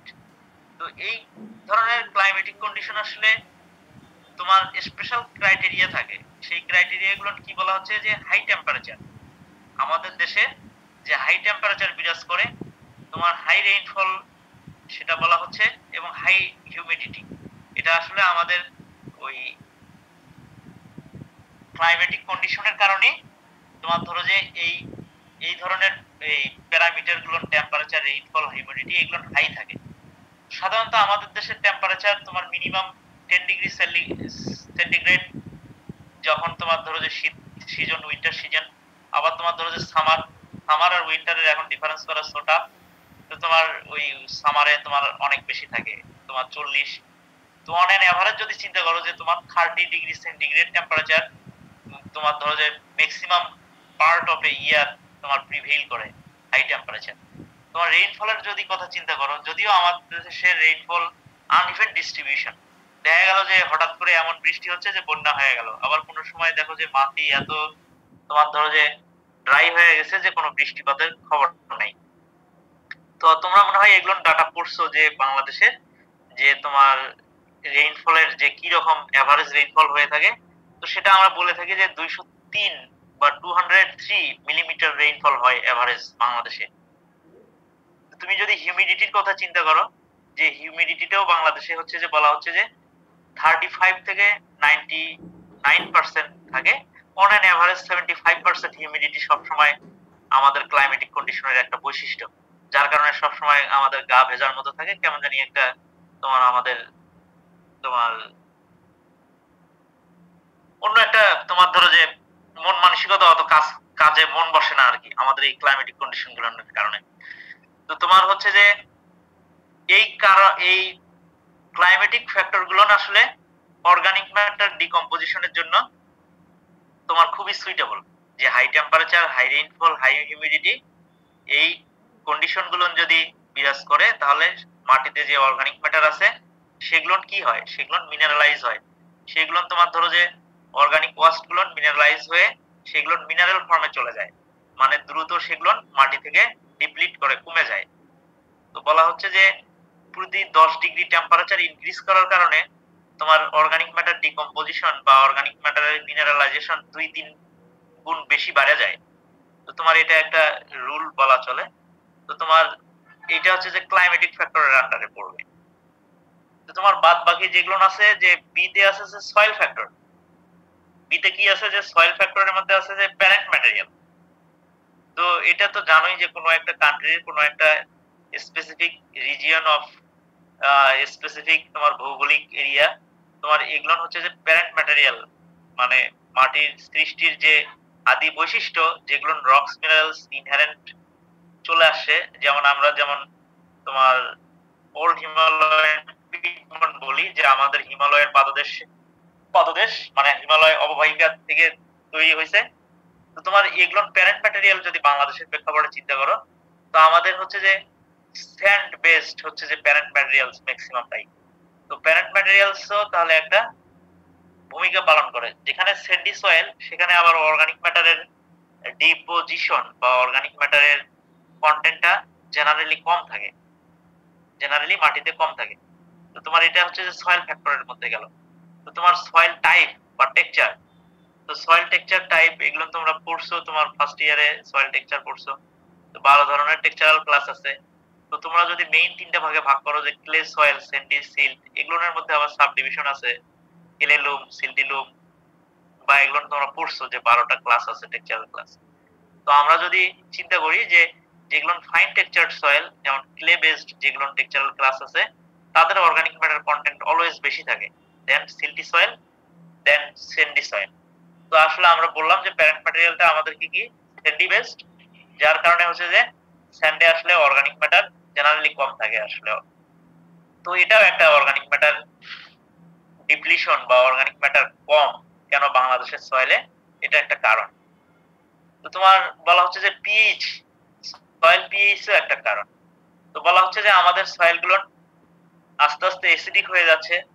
আবার তোমার দ্বারা বলা হচ্ছে যে তোমার 6.5 এবং 7 যে নর্মাল অ্যারেবল কন্ডিশন, বা আমরা যে রাইস কাল্টিভেশন করি, যে সেখানে যে পানি দেওয়ার কারণে যে বাফার হয়, সেখানকার যে পিএইচ কন্ডিশন, সেটা সাধারণত তোমার ওই নিউট্রালের কাছাকাছি থাকে, যেটা বলা হচ্ছে যে 6.5 থেকে 7-এর মধ্যেই থাকে। তো তখন আসলে কি হয়, তো তোমার এই পিএইচ কন্ডিশনটা মাইক্রো অর্গানিজমের গ্রোথের জন্য ভালো, এবং যেটা হচ্ছে যে অর্গানিক ম্যাটার মিনারেলাইজেশন করতে তাদের তাহলে সুবিধা হবে। মাইক্রো অর্গানিজমের যদি অ্যাক্টিভিটিস বেশি হয়, তাহলে তোমার অর্গানিক ম্যাটারটা তাড়াতাড়ি ডিকম্পোজ করবে, যার কারণে সয়েল থেকে লসও হবে তাড়াতাড়ি। তো এইরকম সুইটেবল পিএইচ কন্ডিশনটা তোমার সয়েল অর্গানিক ম্যাটার ডিক্রিজ করার অন্যতম কারণ। তো তোমার বলা হচ্ছে যে টোপোগ্রাফি। তো তোমরা আগের স্লাইড গুলো দেখলা যে হিলি সয়েল, সেগুলোর হচ্ছে যে অর্গানিক ম্যাটার কন্টেন্ট কম, ট্রেস সয়েল বা লোল্যান্ড সয়েল। তো তোমার লোল্যান্ড যেগুলো হচ্ছে যে পিট পিট যেগুলো জায়গায় আছে, বা যেগুলো হচ্ছে যে হাওর অঞ্চল, সেগুলো হচ্ছে যে লোল্যান্ড যদি বলি। আর প্লেন ল্যান্ড যেমন তোমার ধরো যে দিনাজপুর বলতে পারো, ট্রেস যেমন তোমার ধরো যে মধুপুর, তোমার এগুলো তোমার হচ্ছে যে হিল চিটাং বলতে পারো। টোপোগ্রাফিক্যাল বেসিসে তোমার লোল্যান্ডে অর্গানিক ম্যাটার কন্টেন্ট এমনিতেই হচ্ছে যে হাই থাকে, then plain land, then terrace and hill land. তো তোমার নেক্সট ফ্যাক্টর যদি বলা হয় যে soil microbes, soil microorganisms. তো তোমার সয়েল মাইক্রো অর্গানিজমস তোমার ধরো যে টেম্পারেচারের উপরে ভিত্তি করে তোমরা হচ্ছে যে সয়েলের তিনটা গ্রুপের হচ্ছে যে সয়েল মাইক্রোবস আছে। তো তোমার বলা হচ্ছে যে কিছু আছে যে থার্মোফিলিক। থার্মোফিলিক মানে সয়েলের টেম্পারেচার যদি 40 ডিগ্রি উপরেও হয় সেখানেও কিছু মাইক্রো অর্গানিজমস গ্রো করে, তো সেগুলোকে থার্মোফিলিক বলে। আবার কিছু কিছু আছে মেসোফিলিক। মেসোফিলিকটা সাধারণত তোমার 15 থেকে তোমার ধরো যে 30 ডিগ্রি সেন্টিগ্রেড টেম্পারেচারের মধ্যে মেসোফিলিক গ্রুপের মাইক্রো অর্গানিজম বা অর্গানিজম গুলো গ্রো করে। তো আমাদের দেশের হচ্ছে যে এটা বলার কারণ হচ্ছে যে আমাদের মেসোফিলিক কন্ডিশন, সয়েলের যে টেম্পারেচার সেটা হচ্ছে যে মেসোফিলিক কন্ডিশন, মেসোফিলিক টেম্পারেচারে সয়েল মাইক্রো অর্গানিজম গ্রো করার একটা সুইটেবল মিডিয়াম। তো সয়েল মাইক্রো অর্গানিজম যত বেশি হবে তত আসলে তোমার তোমার সবচেয়ে বেশি বেশি তোমার হচ্ছে যে অর্গানিক ম্যাটার মিনারেলাইজেশন হবে, ডিকম্পোজ হবে। তো সয়েল ময়েশ্চার কন্টেন্ট একটা ফ্যাক্টর আছে। তো তোমার বলা হচ্ছে যে সয়েল ময়েশ্চার কন্টেন্ট অ্যারেবল ল্যান্ড, তোমার অ্যারেবল ল্যান্ড গুলোর যত বেশি প্লয়িং প্র্যাকটিস করা হবে, যত বেশি তোমার ধরো যে অর্গানিক ম্যাটার লস হবে, ড্রাই হবে, তত তার অর্গানিক ম্যাটার ডিপ্লিশন বেশি হবে, তত কি হবে অর্গানিক ম্যাটার ডিপ্লিশন বেশি হবে। তো এটা একটা কারণ। তো তোমার সয়েল ফ্যাক্টরের মধ্যে আরেকটা ফ্যাক্টর আছে যে সয়েল ইরোশন। তো সয়েল ইরোশন তো জানোই যে উইন্ড অথবা ওয়াটার ইরোশন। তো তোমার একজন সায়েন্টিস্ট লাল ইনি একটা ইকুয়েশন দিছেন যে সয়েল ইরোশন হলে সয়েল থেকে কি পরিমাণ অর্গানিক কার্বন ডিপ্লিশন করে সেটা ইকুয়েশন দ্বারা হচ্ছে যে বোঝানো যায় যে পার্সেন্ট অর্গানিক কার্বন ডিক্রিজ করবে 1.7 মাইনাস 0.002 ই। তো এখানে ই মিন করতেছে যে annual accumulative soil loss. Annual accumulative soil loss আসলে সয়েল লস হবে না, এটা তোমার অর্গানিক ম্যাটার লস হবে, যেটা টন পার হেক্টরে যদি তুমি ক্যালকুলেট করো। তো তোমার এই ইকুয়েশনটা তখনই কার্যকর যে এই কন্ডিশন গুলো যদি থাকে, যে টেম্পারেচার 12 ডিগ্রি সেন্টিগ্রেড উইন্টারে, সামারে যদি 38 ডিগ্রি থাকে, এবং তোমার হচ্ছে যে রেইনফলের কন্ডিশন যদি 125 সেন্টিমিটার উইন্টারে হয় এবং 550 সেন্টিমিটার যদি রেইনি সিজনে হয়, এরকম সুইটেবল কন্ডিশনে এই ইকুয়েশনটা হচ্ছে যে ফেভারেবল বা ফিটেড। তো তোমার আমি এখানে দুইটা ফ্যাক্টরের কথা বললাম, যে ব্লু কালারের দেওয়া আছে যে ক্লাইমেটিক ফ্যাক্টর, সয়েল ফ্যাক্টর। ক্লাইমেটের মধ্যে টেম্পারেচার, রেইনফল, হিউমিডিটি এগুলো ইম্পর্টেন্ট। আর সয়েল ফ্যাক্টরের মধ্যে হচ্ছে যে parent material, soil texture, soil pH, topography, soil microbes, soil moisture, soil erosion, এগুলো ইম্পর্টেন্ট। তো আরো কিছু ফ্যাক্টর আছে, আর তোমার ধরো যে 4টা গ্রুপে ভাগ করা আছে ফ্যাক্টর গুলো। তো ক্লাইমেটিক এন্ড সয়েল ফ্যাক্টর গেল। নেক্সট ওয়ান বলা হচ্ছে যে agricultural practice factor. Next one যে ফ্যাক্টরের কথা বলছি আমরা, এটা বলছি যে কি এগ্রিকালচারাল প্র্যাকটিস ফ্যাক্টর। এর মধ্যে আছে যে ইন্টেনসিভ কাল্টিভেশন। ইন্টেনসিভ কাল্টিভেশন, তো আমরা হচ্ছে যে মডার্ন ভ্যারাইটি লাগাচ্ছি। আমাদের হচ্ছে যে তোমার ক্রপ ইন্টেন্সিটি যদি চিন্তা করো, তো বর্তমানে মনে হয় তোমরা জানো যে 200-র উপরে ম্যাক্সিমাম অঞ্চল, বাংলাদেশের ম্যাক্সিমাম অঞ্চলে 200-র উপরে হচ্ছে যে ক্রপিং ইন্টেন্সিটি। ক্রপিং ইন্টেন্সিটি জানো যে এক বছরে একটা ল্যান্ডে কয়টা ক্রপ করা হয়, 2টা করলে 200, 3টা করলে 300, 4টা করলে 400, বা এরকম একটা সামান্য ধারণা দেওয়া যায়। তো আমরা আসলে ইন্টেনসিভ কাল্টিভেশন করতেছি। আবার এই কাল্টিভেশনে তোমার ধরো যে মডার্ন ভ্যারাইটিস গুলো আছে, হাই ইল্ডিং ভ্যারাইটিস আছে। তো এগুলোর প্র্যাকটিস করার কারণে আমাদেরকে জমিটা বারবার হচ্ছে যে ডিস্টার্ব করা হচ্ছে, আইদার প্লাউইং করা হচ্ছে, যে আবার ল্যাডারিং করা হচ্ছে। তো বলা হচ্ছে যে প্লাউইং, যে সয়েল যে ডিস্টার্ব করা হলো, সয়েল যে অ্যারেবল করা হলো, সয়েল যে ঝুরঝুরে করা হলো, তো এটাতে তোমার হচ্ছে যে মাটির অর্গানিক ম্যাটার মিনারেলাইজেশন দ্রুত ঘটে, রেপিড রেট অফ মিনারেলাইজেশন ঘটে এরকম কন্ডিশন। তো এইটা তোমার ওই কজেস অফ সয়েল ডিগ্রেডেশন বা সয়েল ডিপ্লিশন, এটাতে তোমার বলা হচ্ছিল, যে এটা আমি পরে বলবো। তো আবার ক্রপিং প্যাটার্ন আছে। তো ক্রপিং প্যাটার্ন হচ্ছে যে তোমার জানো যে ক্রপিং প্যাটার্নও জানো যে তোমার ধরো যে রাইস করলা, তারপরে হচ্ছে যে তোমার মেইজ করলা, তারপরে হুইট করলা, এরকম ক্রপিং প্যাটার্ন হতে পারে। বাংলাদেশে বিভিন্ন ক্রপিং প্যাটার্ন আছে, বাট আমরা যদি হচ্ছে যে ওভারঅল বাংলাদেশের প্রেক্ষাপটে চিন্তা করি যে 60% কাল্টিভেবল ল্যান্ড হচ্ছে যে রাইস বেসড ক্রপিং প্যাটার্ন। কি বেসড ক্রপিং প্যাটার্ন? রাইস। তোমার রাইস বেসড ক্রপিং প্যাটার্নে তোমার ধরো যে রাইস এক সিজন ফাঁকা, আর এক সিজনে আবার রাইস করছে, মাঝখানে তোমার ধরো যে ফ্যালো ল্যান্ড হিসেবে পড়ে থাকে। তো তোমার তখন আসলে কোনো তোমার অর্গানিক মেনুর বা গ্রিন মেনুরিং ক্রপস অ্যাডও করা হয় না। আবার তোমার হচ্ছে যে তোমার ডাইভার্সিফাইড যে ক্রপিং প্যাটার্ন ফলো করার কথা সেটা করা হয় না। যার কারণে আসলে অর্গানিক ম্যাটার সয়েলে অ্যাডও হয় না। আবার অন্যদিকে ইন্টেনসিভ কাল্টিভেশনে তোমার তার মিনারেলাইজেশন রেটও বেশি, যার কারণে হচ্ছে যে অর্গানিক ম্যাটারের কন্টেন্ট লো বা কম। তোমার রিমুভাল অফ ক্রপ রেসিডিউস। তো রিমুভাল অফ ক্রপ রেসিডিউস, এটা জানো যে বাংলাদেশের ফার্মার্স তোমার সোশিও ইকোনমিক কন্ডিশন দিক দিয়ে অত স্ট্রং না। সবাই আমরা তোমার ধরো যে খুবই বিলো লেভেলের, মার্জিনাল লেভেলের তোমার সবাই, সব ফ্যামিলি। তো তোমার আমরা আসলে ওই ক্রপ রেসিডিউস ওই মাঠে রাখাচ্ছে, মানে একেবারে সবটুকু কাটে নিয়ে এসে গরুকে খাওয়ালেও তোমার ধরো যে চলে, এরকম করে নিয়ে আসি। ক্রপ রেসিডিউ আসলে মাঠে রাখা হয় না, বাট আগে এগুলো রাখা হতো, যে উপরে শুধু ধানের গ্রেইনের পার্টটা কাটে নিয়ে আসতো, মাঠে থাকতো।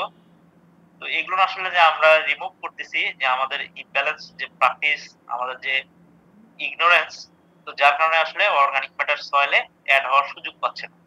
তো এটা একটা কারণ। তো তোমার আরেকটা আছে যে unbalanced fertilization and lack of replenishment of organic manures. তো আনব্যালেন্সড ফার্টিলাইজেশন, এটা সম্বন্ধে আমি তোমাদেরকে বলছি এর আগেও, যে ফার্টিলাইজেশনটা ব্যালেন্সড আকারে হচ্ছে না, আনব্যালেন্সড আকারে হচ্ছে। যেটা হচ্ছে যে একটা আরেকটার জন্য অ্যান্টাগনিস্টিক, তোমার সিনার্জিস্টিক হওয়ার থেকে সেটা অ্যান্টাগনিস্টিক হয়। মানে তোমার ধরো যে নাইট্রোজেন বেশি দিলা, ফসফেট কম দিলা, তো তোমার নাইট্রোজেন তাহলে তোমার ধরো যে অ্যান্টাগনিজম হিসেবে কাজ করবে, তোমার ফসফেটের ইফেক্টকে প্লান্টে ইফেক্ট কাজে দিবে না। তো এগুলোর কিছু ইমব্যালেন্স ফার্টিলাইজেশনের ডেট্রিমেন্টাল ইফেক্ট আছে। তো তোমার আদার্স ফ্যাক্টরস এর মধ্যে ধরা হয়েছে যে হিউম্যান অ্যাক্টিভিটি। তো হিউম্যান অ্যাক্টিভিটির মধ্যে হচ্ছে যে তুমি জানো যে ঝুম কাল্টিভেশন করা হচ্ছে পাহাড়ি অঞ্চলে। তো পাহাড় কাটলে সেখানে হচ্ছে যে ল্যান্ডস্লাইড হবে, ল্যান্ডস্লাইড হলে মাটি ধুয়ে যাবে, বা মাটিগুলো আলগা করা হচ্ছে, সেখানে ক্রপ কাল্টিভেশন করার কথা না, তারপরও করা লাগতেছে বা করতেছে। তো যার কারণে আসলে ওই ওখানকার অর্গানিক ম্যাটার গুলো ধুয়ে নিচের পার্টে চলে আসতেছে, অথবা ল্যান্ডস্লাইড হচ্ছে। তারপর বলা হচ্ছে যে ডিফরেস্টেশন করা হচ্ছে, তোমার ধরো যে ল্যান্ড কাটিং করা হচ্ছে, তোমার নতুন নতুন ইস্টাবলিশমেন্ট করা হচ্ছে, সেই অনুযায়ী তোমার ধরো যে অ্যাফরেস্টেশন বা ফরেস্ট করার কথা বা গাছ লাগানোর কথা, সেগুলো করা হচ্ছে না। আলটিমেটলি সেটা আসলে মাটি থেকে অর্গানিক ম্যাটার অ্যাড না হয়ে রিমুভ হচ্ছে। তো সে কারণেও অর্গানিক ম্যাটারের কন্টেন্ট বাংলাদেশে লো। আবার বলা হচ্ছে যে আরো কারণ আছে যে এক্সপোর্ট অফ র ম্যাটেরিয়ালস। তোমার বাংলাদেশ, যদিও আমরা বলতেছি যে 85% তোমার হচ্ছে যে আমরা তোমার ওই কৃষিকাজের সাথে জড়িত, যদিও আমরা অনেক বেশি প্রোডাকশন করি, আমরা খাদ্যের স্বয়ংসম্পূর্ণ, তারপরেও তোমার ধরো যে অনেক অনেক ফুড ম্যাটেরিয়ালস এর জন্য, অনেক অনেক তোমার ধরো যে ম্যাটেরিয়ালস এর জন্য আমরা বাইরের উপরে নির্ভরশীল। তো যেগুলো না আসলে র ম্যাটেরিয়ালস, তোমার কোনো একটা ইন্ডাস্ট্রিতে গেলে তোমার ইন্ডাস্ট্রিতে তোমার সব পার্টটাই তো তোমার ধরো যে ইন্ডাস্ট্রিয়াল প্রোডাক্ট হিসেবে তোমার মানুষের কাছে যায় না। তোমার ধরো যে সেগুলোর কিছু বাই প্রোডাক্ট থাকে, সেগুলো আসলে মাটিতে অ্যাড হওয়ার কথা থাকে কিন্তু হয় না। তো তোমার র ম্যাটেরিয়ালস গুলো আমরা যদি নিজেরা সবকিছু দিয়ে স্বয়ংসম্পূর্ণ হইতাম, আমরা যদি সেগুলো র ম্যাটেরিয়ালস গুলো সয়েলে রাখতে পারতাম, তো সেগুলো হচ্ছে যে সেটা ভালো হতো তোমার মাটির জন্য। তো আদার্স ফ্যাক্টরস এর মধ্যে আরেকটা আছে যে socio economic condition of the farmers. তো সোশিও ইকোনমিক কন্ডিশন সেটা কি রকম? তো সেটা তো বলা হলো যে মোস্ট অফ দ্য ফার্মার্স হচ্ছে যে ইলিটারেট। ইলিটারেট আবার সাথে সাথে হচ্ছে যে আমরা হচ্ছে যে ফলো করতে চাই না। আবার তোমার ধরো যে আমরা ওই গ্রিন ম্যানুরিং করব, সেটারও তোমার ধরো যে ফার্মার্স আসলে এত বেশি দরিদ্র সীমার কাছাকাছি থাকে যে তার গ্রিন ম্যানুরিং করে সে তো আর সেখান থেকে তোমার কোনো প্রফিট পাচ্ছে না, কোনো বেনিফিট পাচ্ছে না। তো তাদেরকে বুঝালেও আসলে সেটা করে না। আবার তোমার ধরো যে ফুয়েলের কাজে তোমার কাউডাং বা অর্গানিক ম্যানুরস বা তোমার ধরো যে ক্রপ রেসিডিউ গুলো ইউজ করা হয়। তো এগুলো সব সোশিও ইকোনমিক কন্ডিশনের উপরে নির্ভরশীল আসলে। টোটাল প্রেক্ষাপটের উপরে চিন্তা করলে সেটা একটা হচ্ছে যে কারণ হতে পারে। তো তোমাদের এখানে যে মেইন হেডিং এবং সাব হেডিং এর আন্ডারে কিছু কিছু পয়েন্ট আমি বললাম। তো এই পয়েন্ট গুলো কি হবে? এই পয়েন্ট গুলো হচ্ছে যে তোমার যদি কোশ্চেন চাই যে ইনলিস্ট the causes of organic matter depletion in Bangladesh, অথবা যদি বলি যে soil organic matter contained in Bangladesh soil is very low, তো সেক্ষেত্রে তুমি হচ্ছে যে তোমার হচ্ছে যে এই পয়েন্ট গুলো দিবা, ইনলিস্ট করবা, লিস্ট ডাউন করবা। তো তোমার লিস্ট ডাউন করলে এটা 2 মার্কসের জন্য হবে। আর যদি তুমি 2-1 লাইন করে লিখতে চাও বা 2-1 লাইন করে তোমার ধরো যে লেখার মতো করে যদি কোশ্চেন চাই আমি, তো সেক্ষেত্রে সেটা 5 মার্কসের কোশ্চেন হবে। তোমরা ধরে নাও এটাতে তোমার ধরো যে পরীক্ষায় থাকবে, এটা একটা কমন কোশ্চেন টাইপের। তো তোমার প্রথমে একটা বলছিলাম যে causes of soil fertility depletion in Bangladesh, তারপরে সয়েল ফার্টিলিটি কাকে বলে, আর তোমার হচ্ছে যে অর্গানিক ম্যাটার ডিপ্লিশনের কারণ কি। তো এগুলো কিন্তু পরীক্ষায় হচ্ছে যে কোশ্চেন থাকবে, এগুলো তোমরা লিখে নাও বা তোমরা হচ্ছে যে নোট ডাউন করে রাখো। কেমন শোনা যাচ্ছে? স্যার শোনা যাচ্ছে। আচ্ছা, তাহলে আমি নেক্সট স্লাইডে চলে গেলাম। জি স্যার। তো তোমার তোমার এখানে আরেকটা কথা বলে নেই, সেটা হচ্ছে যে তোমার এইটা আরেকটা 2 অথবা 3 মার্কের কোশ্চেন আকারেও হতে পারে। যে আমরা বলতে পারি যে বাংলাদেশের সয়েলে কেন অর্গানিক ম্যাটার বিল্ড আপ হয় না। আমরা যদি কোশ্চেনটা এভাবে করি যে what are the causes for organic matter build up in Bangladesh, মানে কি কারণে অর্গানিক ম্যাটার বিল্ড আপ হয় না আমাদের সয়েলে, সেগুলোর কারণ কি। সেগুলোর কারণের মধ্যে তোমার হচ্ছে যে এগুলো যেখানে এখানে তো তোমার 14-15টা কারণের ছোট ছোট ফ্যাক্টরের কথা বললাম। তো এগুলো আসলে তোমার এতগুলো পয়েন্ট দিতে হবে না, সেখানে 4-5টা কারণ দিতে হবে। সেখানে তোমাকে লিখতে হবে যে কি, যে ক্লাইমেটিক কারণটা লিখতে হবে, যে বাংলাদেশের climatic condition characterized by high rainfall, high temperature, high humidity, that's why organic matter mineralization rate is high, that's why organic matter cannot be built up in our soil। এটা একটা কারণ। 2 নম্বর কারণ হতে পারে কি, যে আমাদের যে সয়েল পিএইচ কন্ডিশন সেটা suitable for soil micro organisms along with soil temperature suitable for the activities of soil microorganisms। তো যার কারণে তুমি যদি বলো যে more soil microorganisms, activities of more soil microorganisms, more organic matter depletion বা more organic matter mineralization, তো এটা একটা কারণ হতে পারে। আবার তোমার 2 নম্বরে কি হতে পারে, যে আমাদের যে ইন্টেনসিভ কাল্টিভেশন, আমাদের যে ক্রপিং প্যাটার্ন যে ফলো করা হয়, আমাদের যে হাই ইল্ডিং ভ্যারাইটিস ইউজ করা হয়, কিন্তু সেই অনুযায়ী তোমার ধরো যে ব্যালেন্সড ফার্টিলাইজেশন দেওয়া হয় না, সাথে সাথে তোমার হচ্ছে যে তোমার অনেক লং টার্ম প্লাউইং করা হয়। কি করা হয়? লং টার্ম প্লাউইং করার কারণে তোমার অর্গানিক ম্যাটারের গুলো রেপিড মিনারেলাইজেশন হয়, দ্রুত মাটি থেকে ডিক্রিজ করে। তো এটা একটা কারণ হবে। 4 নম্বরের কারণটা হবে যে অর্গানিক ম্যানুরস, তোমার অর্গানিক গ্রিন ম্যানুরস, তো এগুলো মাটিতে প্রপারলি ইউজ করা হয় না বা কোনো ক্রপিং প্যাটার্নে তোমার এগুলোকে ইনক্লুড করা হয় না। এটার কারণটা কি, যে socio economic condition of the farmers, যার কারণে মাটিতে এগুলো অ্যাড হয় না। অ্যাড না হলে তোমার ধরো যে কি হবে, তোমার ধরো যে কমতে থাকবে আরো। যদি অ্যাড হয় সেখান থেকে কমলে হয়তো স্ট্যাটিস্টিক্স ঠিক থাকবে, কিন্তু না অ্যাড করলে সেটা কমতেই থাকবে। তো এই 4-5টা কারণ কিসের অ্যান্সার হলো এটা, যে বলা হচ্ছে যে বাংলাদেশের সয়েলের কেন অর্গানিক ম্যাটার বিল্ড আপ হয় না। তো এইটা থাকবে না, থাকলে আমি বললাম তোমাদেরকে কোশ্চেন তোমার এটাই হবে যে কি, what are the causes of organic matter depletion in Bangladesh. তো সেক্ষেত্রে এই হেডগুলোর আন্ডারে 1-2 লাইন করে তোমাদেরকে পরীক্ষায় লিখতে হবে, মার্কস থাকবে 5। ওকে, আমি নেক্সট স্লাইডে গেলাম। তো তোমার নেক্সট স্লাইডে যেটা আছে সেটা হচ্ছে যে তোমার নিউট্রিয়েন্ট মাইনিং। তোমার টপিকস আছে, কি আছে? Nutrient mining. তো নিউট্রিয়েন্ট মাইনিংটাকে আমরা নিউট্রিয়েন্ট ডিপ্লিশন বলে থাকি। যেমন এতক্ষণ বলতেছি ফার্টিলিটি ডিপ্লিশন, এখন একেবারে স্পেসিফিক কন্ডিশনে চলে আসলাম কি নিউট্রিয়েন্ট ডিপ্লিশন। ডিপ্লিশনটাকে আমরা আরো সিনোনিমাসলি বলতেছি কি মাইনিং বলতেছি। মাইনিং মানে কমে যাওয়া, এখানে চিন্তা করতে হবে। মাইনিং মানে হচ্ছে যে তোমার ওই রক্স মিনারেলস মাইনিং করতে গেলে সেইটা না, বা কোনো একটা হচ্ছে যে আয়রনের রক আহরণ করতে গেলে সেইটা না, কিন্তু তোমার এটাকে ডিপ্লিশন বা ডিক্রিজ, এইটা চিন্তা করতে হবে। তো এইটাতে আমি কিছু বেসিক একটু ধারণা দেই, তাহলে বুঝতে পারবা। এইটা বলা হচ্ছে যে আমরা যে ক্রপ কাল্টিভেশন করি, আমাদের যে প্লান্ট, আমাদের যে সয়েল যে সিস্টেম আছে, সয়েল এবং প্লান্ট সিস্টেম, এই সিস্টেমে হচ্ছে যে তোমার ব্যালেন্স শিট করে, কি করে যে নিউট্রিয়েন্ট ব্যালেন্স তৈরি করে, বা নিউট্রিয়েন্টস ব্যালেন্স শিট, এরকম একটা টার্মিনোলজি আছে। যেমন তোমার যদি কমার্সের ছাত্রদেরকে দেখো যে তাদেরকে ওই ব্যালেন্স করা লাগে, ডেবিট এবং ক্রেডিট, তোমার কি পরিমাণ ইনপুট হইলো, কি পরিমাণ আউটপুট হইলো, কি ক্রয় করলা, কি বিক্রয় করলা। তো আমাদের প্লান্ট এবং সয়েলের যে সিস্টেমটা, সেখানেও এরকম হচ্ছে যে ব্যালেন্সের বিষয় আছে।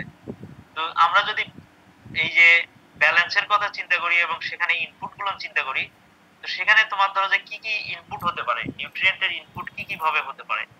তো আমরা আসলে মোস্টলি এই দুইটাই জানে থাকি, যে কি ইনঅর্গানিক ফার্টিলাইজার, নাইট্রোজেন কত দিলা, ফসফেট কত দিলা, টিএসপি, ইউরিয়া, এগুলো যে মিনারেল ফার্টিলাইজার বা সিনথেটিক ফার্টিলাইজারের পরিমাণ।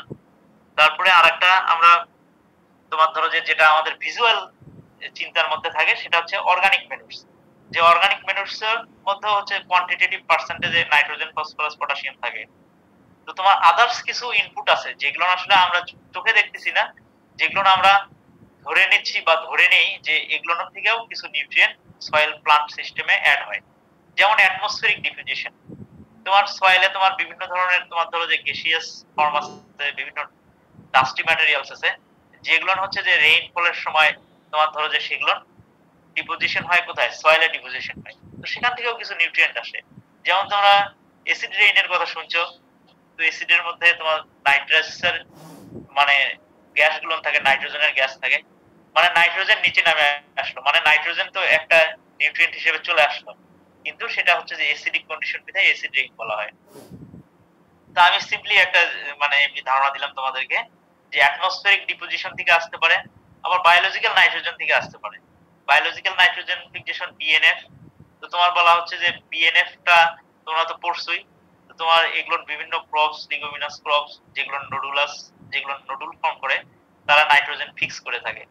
তো তোমার এরকম বায়োলজিক্যাল নাইট্রোজেন ফিক্সেশন। তারপর সেডিমেন্টেশন, তোমার হচ্ছে যে পলি পড়লো কোনো একটা সয়েলে, তোমার ধর তোমার ফ্লাডিং হয়েছে, তো সেখান থেকেও নিউট্রিয়েন্ট অ্যাড হতে পারে। তোমার ওয়াটার অথবা ইরিগেশন, তুমি পানি দিচ্ছ বা ইরিগেশন দিচ্ছ, যে পানির মধ্যে যে তোমার হচ্ছে যে নিচে থেকে যে পানিটা চলে আসতেছে, সেটার মধ্যে আয়রন থাকতে পারে, আয়রনের কন্টেন্ট হিসেবে সয়েলে অ্যাড হতে পারে। তারপর ক্রপ রেসিডিউ, তুমি যদিও তোমার হচ্ছে যে আমরা বলতেছি যে ক্রপ রেসিডিউ গুলো মাঠে রাখি না, সবটুকুই কাটে নিয়ে আসি, তারপরেও তোমার ধরো যে রুট সিস্টেম থাকে, সেটাও তো সয়েলের সাথে অ্যাড হচ্ছে।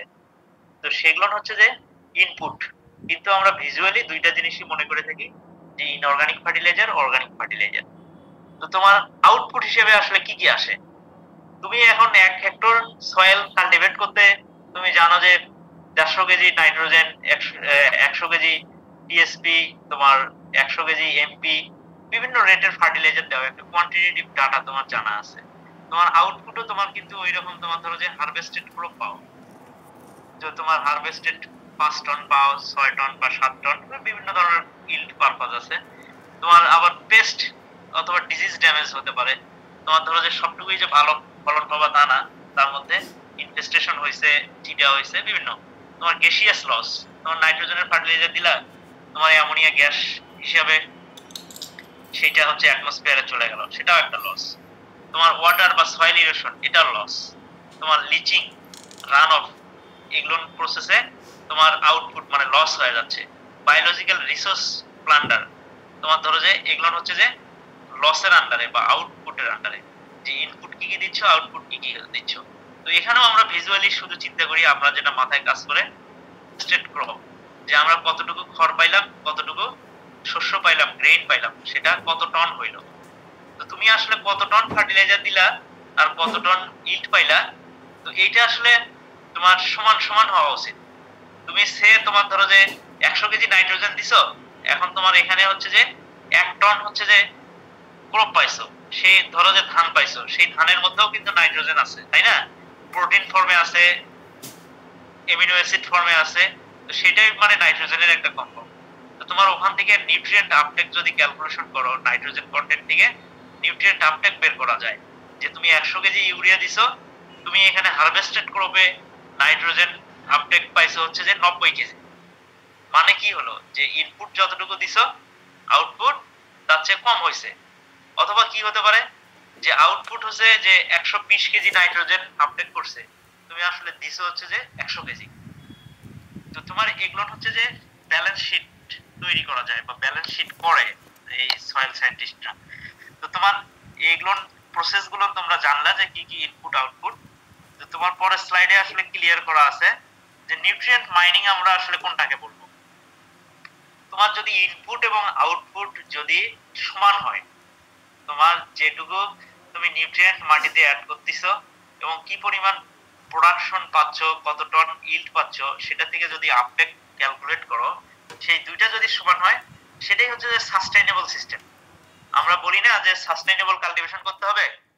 তো আসলে সাস্টেইনেবলটা কি হতে হবে যে ইনপুট আউটপুটের মধ্যে সমতা থাকতে হবে, তখনই আমরা একটা সয়েলকে সাস্টেইনেবল ফার্মিং সিস্টেম বা সাস্টেইনেবল প্রোডাকশন করতে পারি। তোমার যদি এখন ইনপুট বেশি হয়, তোমার ইনপুট বেশি দিছো, আউটপুট কম পাইছো, তাহলে কি হবে?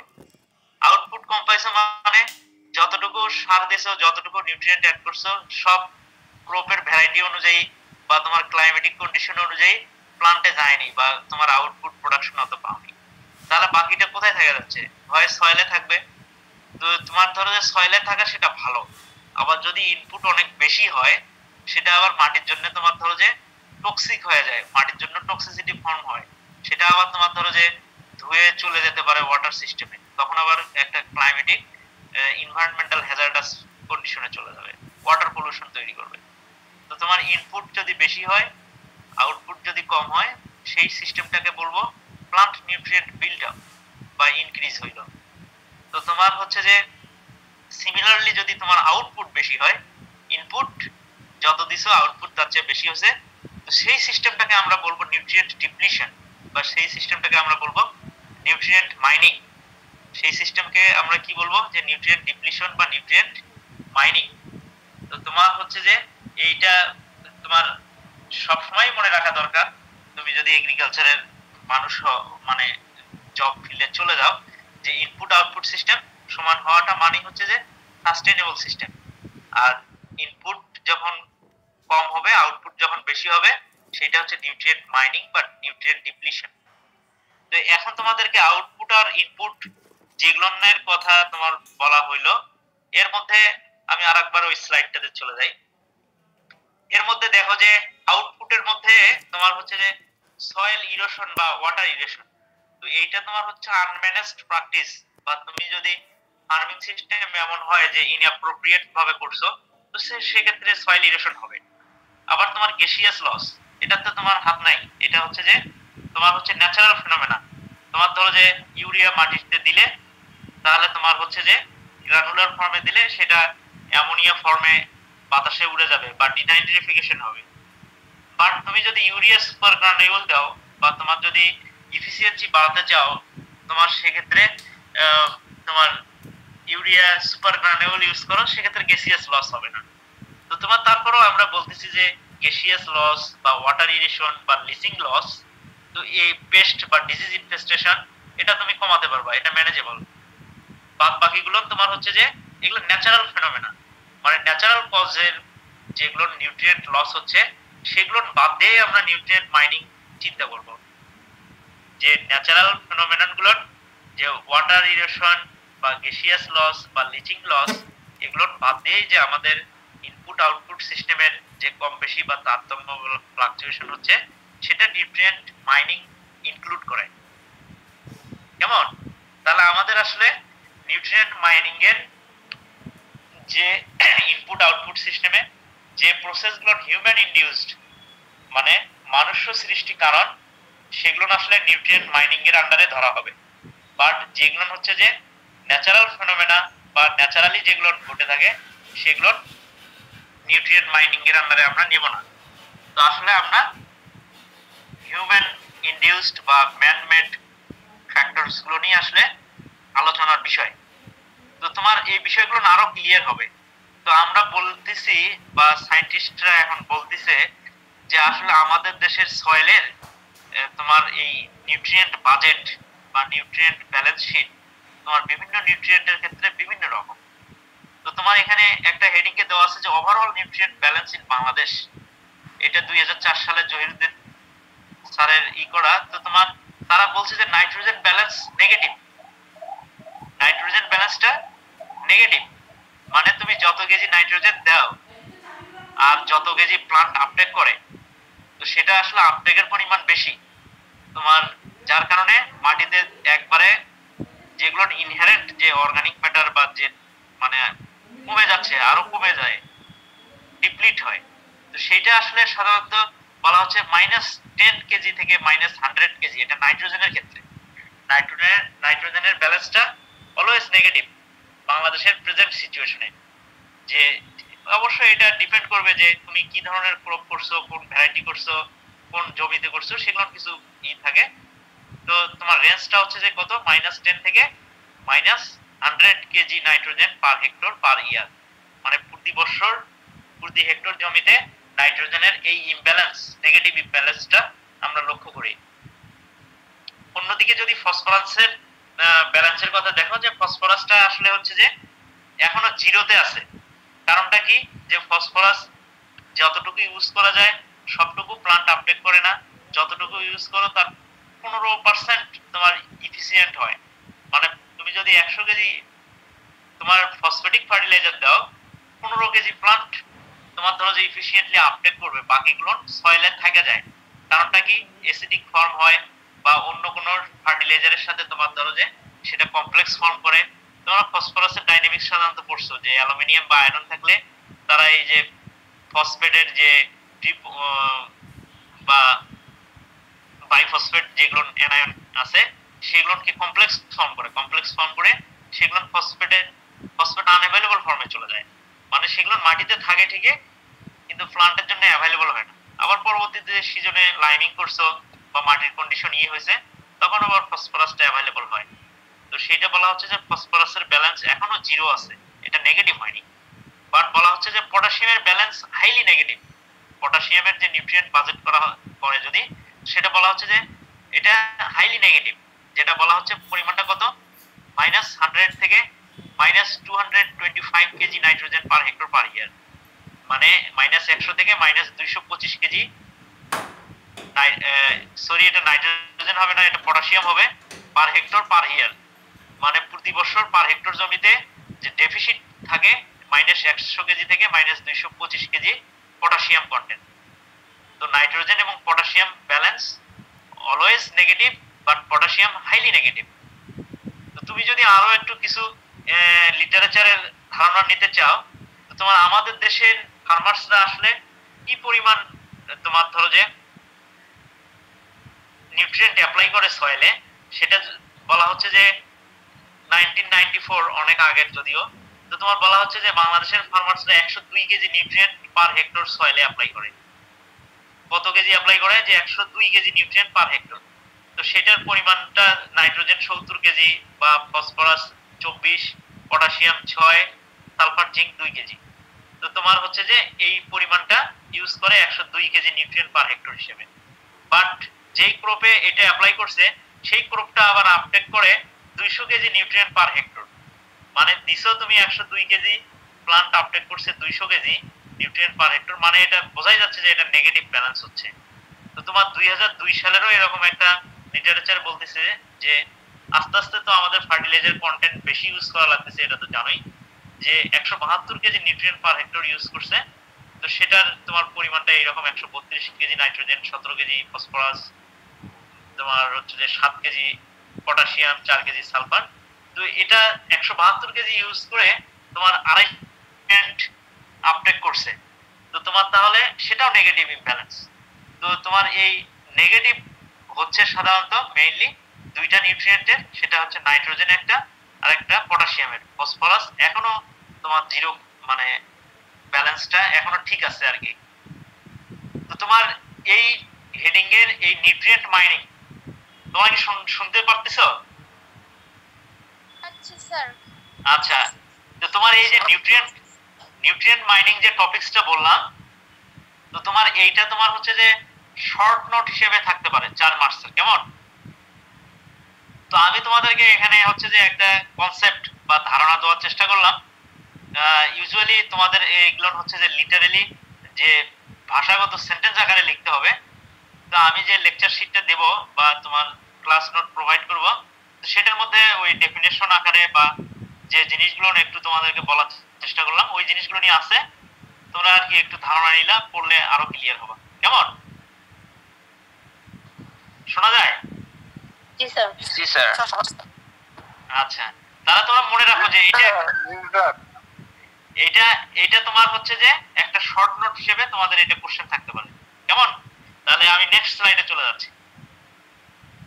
তো তোমার এইটা দেখো যে বাংলাদেশের ফার্টিলাইজারের কনজাম্পশন কি রকম, মানে বাংলাদেশে যে তোমার 2005 সালে 197.7 কেজি পার হেক্টর পার ইয়ার নিউট্রিয়েন্ট তোমার ধরো যে বাংলাদেশের সয়েলে অ্যাপ্লাই করা হয়েছে, মানে ক্রপ তোমার ধরো যে সেটা 200 কেজির কাছাকাছি সাধারণত, সেটা 2016 সালে আসে 290 এর মতো আসছে। তো তোমার আসলে এটা নিউট্রিয়েন্ট কনজাম্পশন দিন দিন সয়েলে বেড়ে যাচ্ছে। মানে যদি তুমি প্রোডাকশন তোমার হচ্ছে যে ট্রেন্ডটা ঠিক রাখতে চাও, তো ফার্টিলাইজার কনজাম্পশন মাটিতে বাড়ানো লাগতেছে বা মাটিতে এডিশন বেশি করা লাগতেছে। তোমাদের এই সিম্পলি তোমার এই টেবল দেখে বোঝার কথা। পাশাপাশি তোমার হচ্ছে যে এই চার্টও মিন করতেছে যে কনজাম্পশন দিন দিন বাড়তেছে, মানে প্রোডাকশন ট্রেন্ড ঠিক রাখতে গেলে ফার্টিলাইজার, ইনঅর্গানিক ফার্টিলাইজারের কন্টেন্ট বাড়ানো লাগতেছে। তো এইটা তোমরা বোঝার কথা। এটা একটা দেখো যে নিউট্রিয়েন্ট ব্যালেন্স, যে নিউট্রিয়েন্ট মাইনিং সম্বন্ধে বললাম আমি, তো বিভিন্ন ক্রপিং প্যাটার্ন অনুযায়ী তোমার ধরো যে নিউট্রিয়েন্ট মাইনিং কি রকম হতে পারে।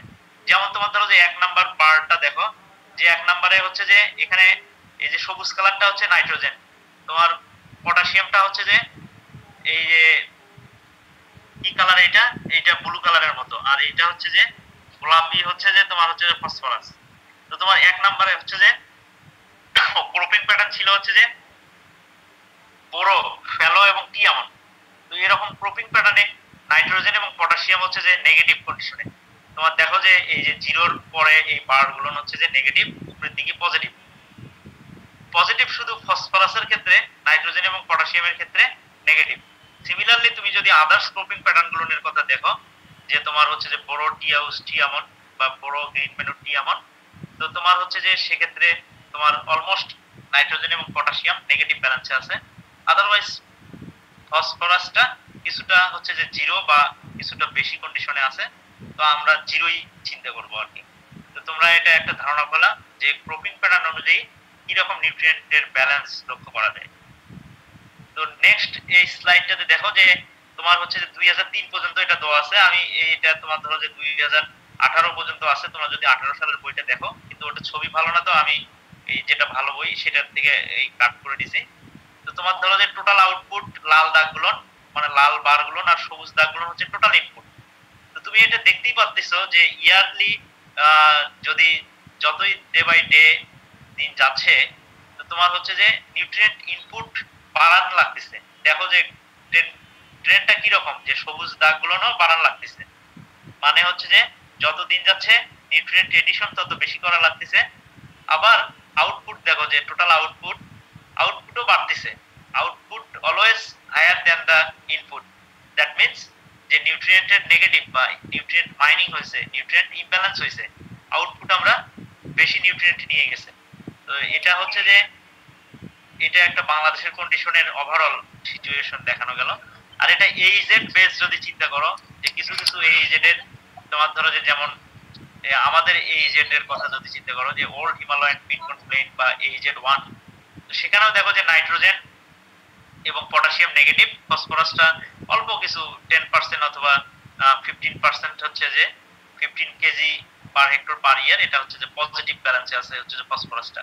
বাদ বাকি দুইটা নিউট্রিয়েন্ট নাইট্রোজেন এবং পটাশিয়াম অলমোস্ট নেগেটিভলি ব্যালেন্সড।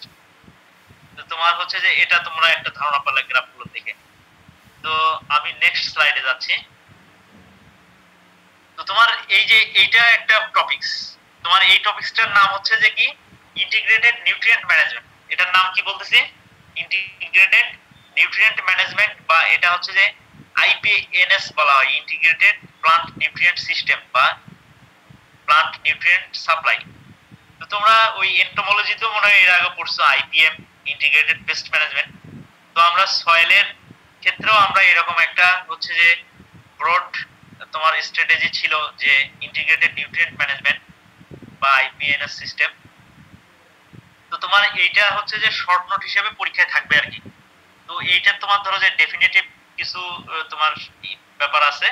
তো তোমার আসলে ইন্টিগ্রেটেড নিউট্রিয়েন্ট ম্যানেজমেন্ট এটা তোমার সিম্পলি তোমার শব্দগুলো দেখেই বলা যাচ্ছে যে ইন্টিগ্রেটেড মানে কি, যে কম্বিনেশন করা, নিউট্রিয়েন্ট হচ্ছে নিউট্রিয়েন্ট তার ম্যানেজমেন্ট।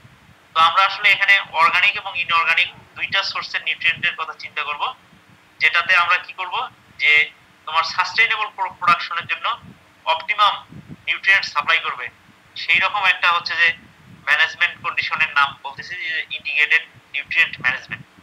তো ইন্টিগ্রেটেড নিউট্রিয়েন্ট ম্যানেজমেন্ট তুমি যখন ফার্মার্সকে বুঝাতে যাবা, তখন তোমার হচ্ছে যে ফার্মার্সকে তোমার ধরো যে মাঠে তার এখন আলু করা লাগবে, তুমি শুধু আলুর ক্ষেত্রে তোমার ধরো যে ইন্টিগ্রেটেড নিউট্রিয়েন্ট ম্যানেজমেন্টের কনসেপ্ট দিলে হবে না, তাকে কনসেপ্ট দিতে হবে তোমার তার পুরা তোমার হচ্ছে যে ক্রপিং প্যাটার্নটার উপর, যে সে এক বছরে কি কি চাষাবাস করছে বা করবে, তোমার আলুর পরে কি করবে, আলুর আগে কি ছিল, এই জিনিসগুলো নিউট্রিয়েন্ট ইন্টিগ্রেটেড নিউট্রিয়েন্ট ম্যানেজমেন্ট তোমার রিকমেন্ড করতে গেলে বলতে হবে।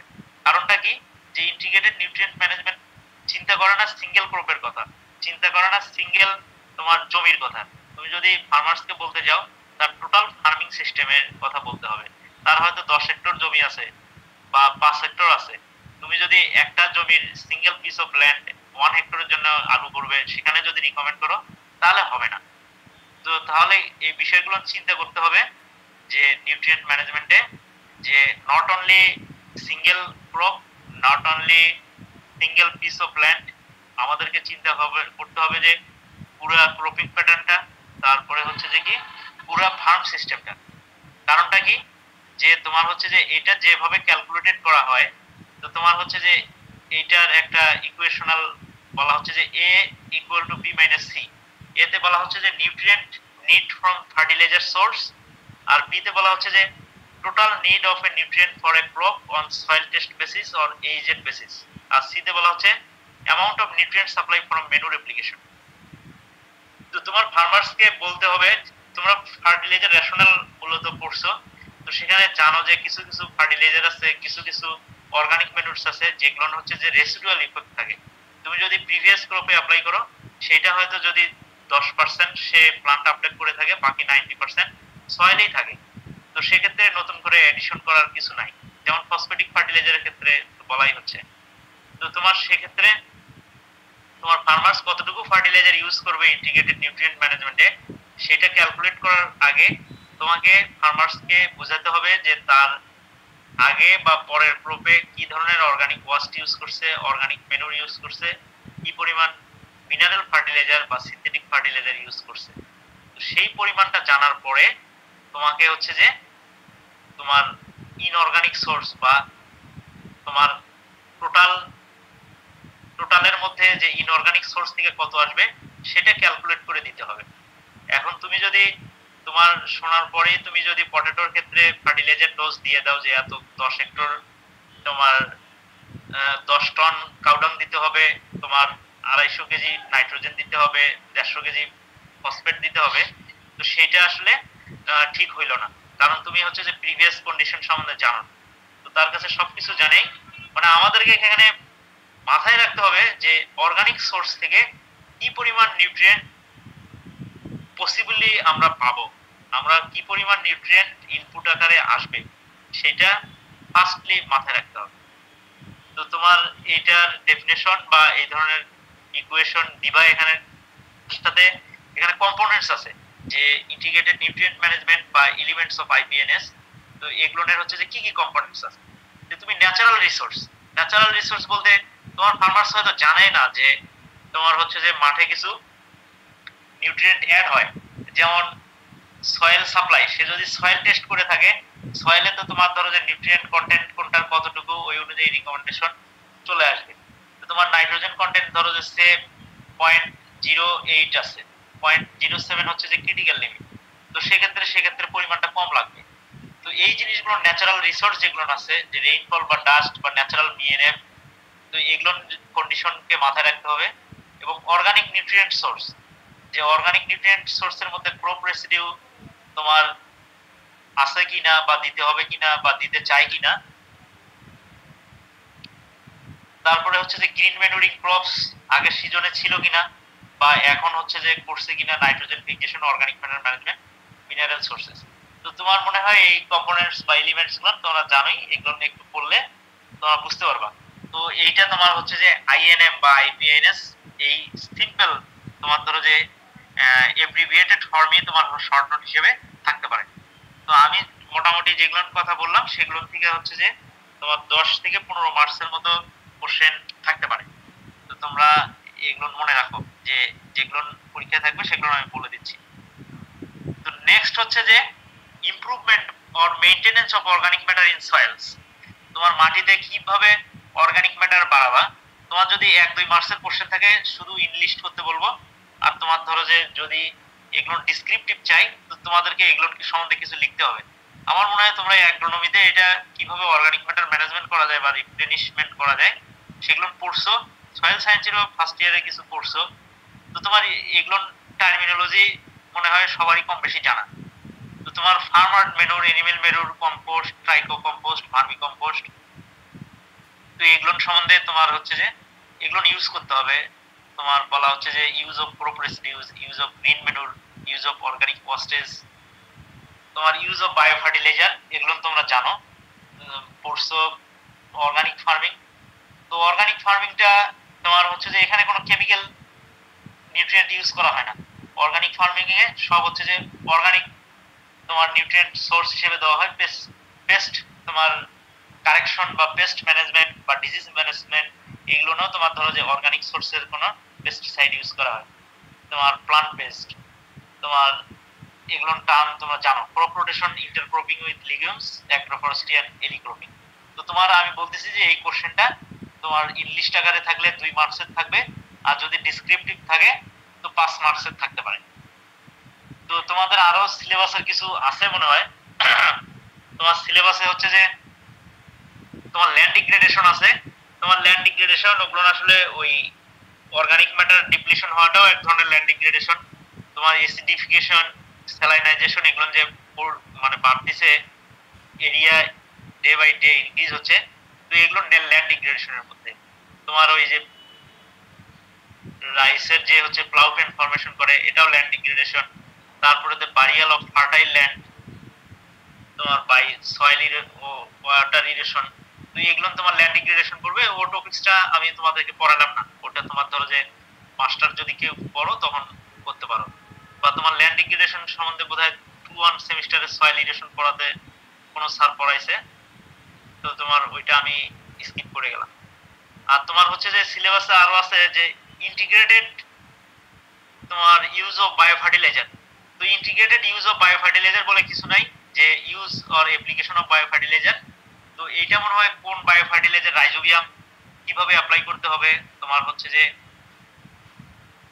অ্যাজোলা কিভাবে ইউজ করতে হবে, বিজিএ কিভাবে ইউজ করতে হবে, এগুলো তোমার স্পেসিফিক টপিকস আকারে বিএনএফ এর মধ্যে পড়ছো, বায়ো ফার্টিলাইজারের মধ্যেও তোমাদের কোনো এক স্যার পড়াইছে। তো তোমাদের সিলেবাসের এইটুকুই কন্টেন্ট। তো তোমার আরো আছে, আর নাই, এগুলো নিয়ে সাধারণ।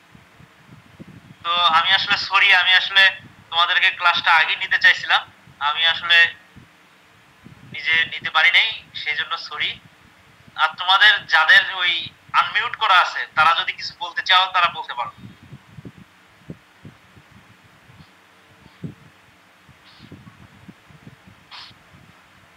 হ্যালো।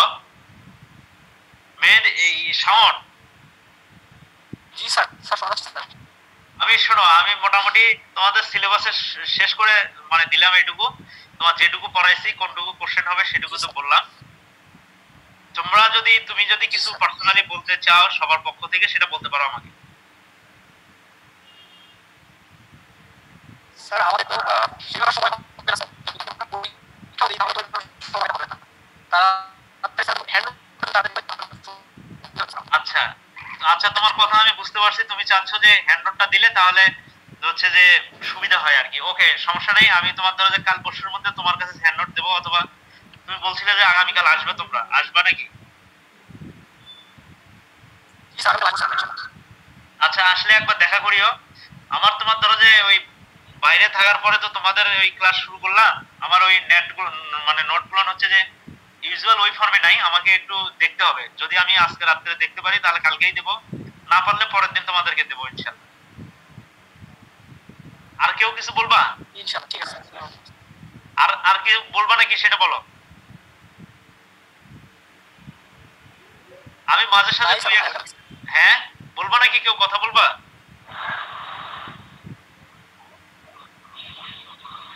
আচ্ছা, আমি উম্মে তাবাসসুম দেখি যে এ কি কথা বলবে কিনা।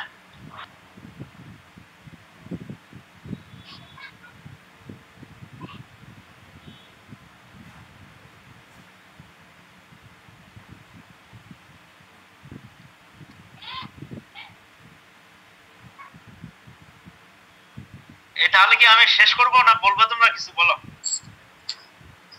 স্যার আসসালামু আলাইকুম। হ্যাঁ, ওয়ালাইকুম আসসালাম। স্যার আমি আই গ্রুপ থেকে বলছি, আপনি কি আমাদের প্র্যাকটিক্যাল ক্লাসগুলো নেবেন? তাহলে ভালো হতো, থিওরি রিলেটেড যেগুলো। আচ্ছা, হ্যাঁ ঠিক আছে। শোনো, আমি ক্লাস আসলে আমি মানে আজকেই তোমাদের অনলাইন ভার্চুয়াল ক্লাস শুরু করলাম। আমি মাঝখানে চিন্তা করছিলাম যে নেব, আমার মাঝখানে ডিপার্টমেন্টে কারেকশনের অভাব ছিল, তোমার ওই মাইক্রোফোনও নষ্ট। তো ওই কারণে তোমার ধরো যে অনেক ঠিকঠাক করে শুরু করার চেষ্টা করতেছি।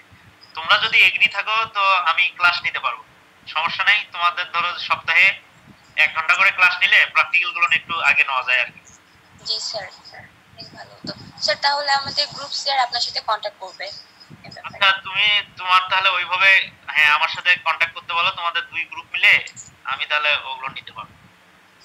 জি স্যার, অনেক ধন্যবাদ। আর কেউ কিছু বলবা?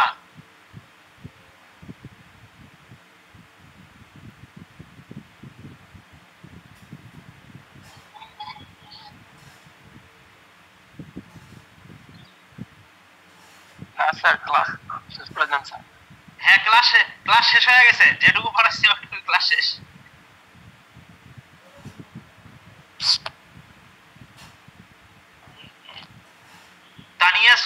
তানিয়া সুলতানা কিছু বলবো নাকি, বলো।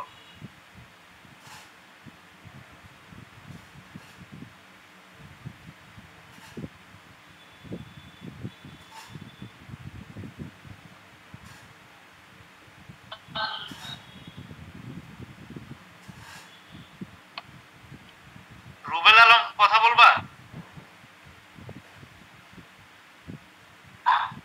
স্যার আমি প্র্যাকটিক্যাল ক্লাসের ব্যাপারে একটা বলতে চাচ্ছিলাম। হ্যাঁ বলো। স্যার প্র্যাকটিক্যাল ক্লাসগুলো গ্রুপ ওয়াইজ না নিয়ে আপনি যদি ধরেন যে পুরো সেকশন নিতেন, মানে আপনি যে টপিকটা নেবেন সেটা পুরো সেকশন নিলেন, আবার অন্য স্যার যে টপিকটা নেবে ওটা পুরো সেকশন বলতে পুরো 2 সেকশনই নিবে, তাহলে যে সুবিধা হতো স্যার। আর না হলে কোনো গ্রুপের হয়তো এগিয়ে যাবে, হয়তো আপনি কোনো গ্রুপে নেবেন আবার কোনো গ্রুপের স্যার হয়তো নেবে না। হ্যাঁ, সেটা সমস্যা হচ্ছে। সেটা তুমি আসলে ঠিকই বলছো। আমাদের যারা আমরা জুনিয়র আছি, আমরা যারা এখনো তোমার ধরো যে যদিও চুলটুল পড়ে যাচ্ছে, তো তোমার আমরা আসলে এই বিষয়ে তোমাদের সাথে সবসময় ফেভারেবল কন্ডিশন। কিন্তু যারা সিনিয়র টিচার আছে তাদেরকে একবার বলে যদি বলতে পারো তাহলে আমরা সেইভাবে নিতে পারবো, সমস্যা নেই। তোমার ধরো যে আমরা বলতে গেলে তখন আমার বলবে যে ওটা তোমাদের কি এত ইন্টারেস্ট, বা তোমরা আর কি চেয়ারম্যান স্যারের সাথে আলাপ করিও যে স্যাররা যদি এভাবে ক্লাস নেয় প্র্যাকটিক্যাল গুলো তাহলে আগে নেওয়া যায়। আমি তোমার সাথে একমত। Thank you sir.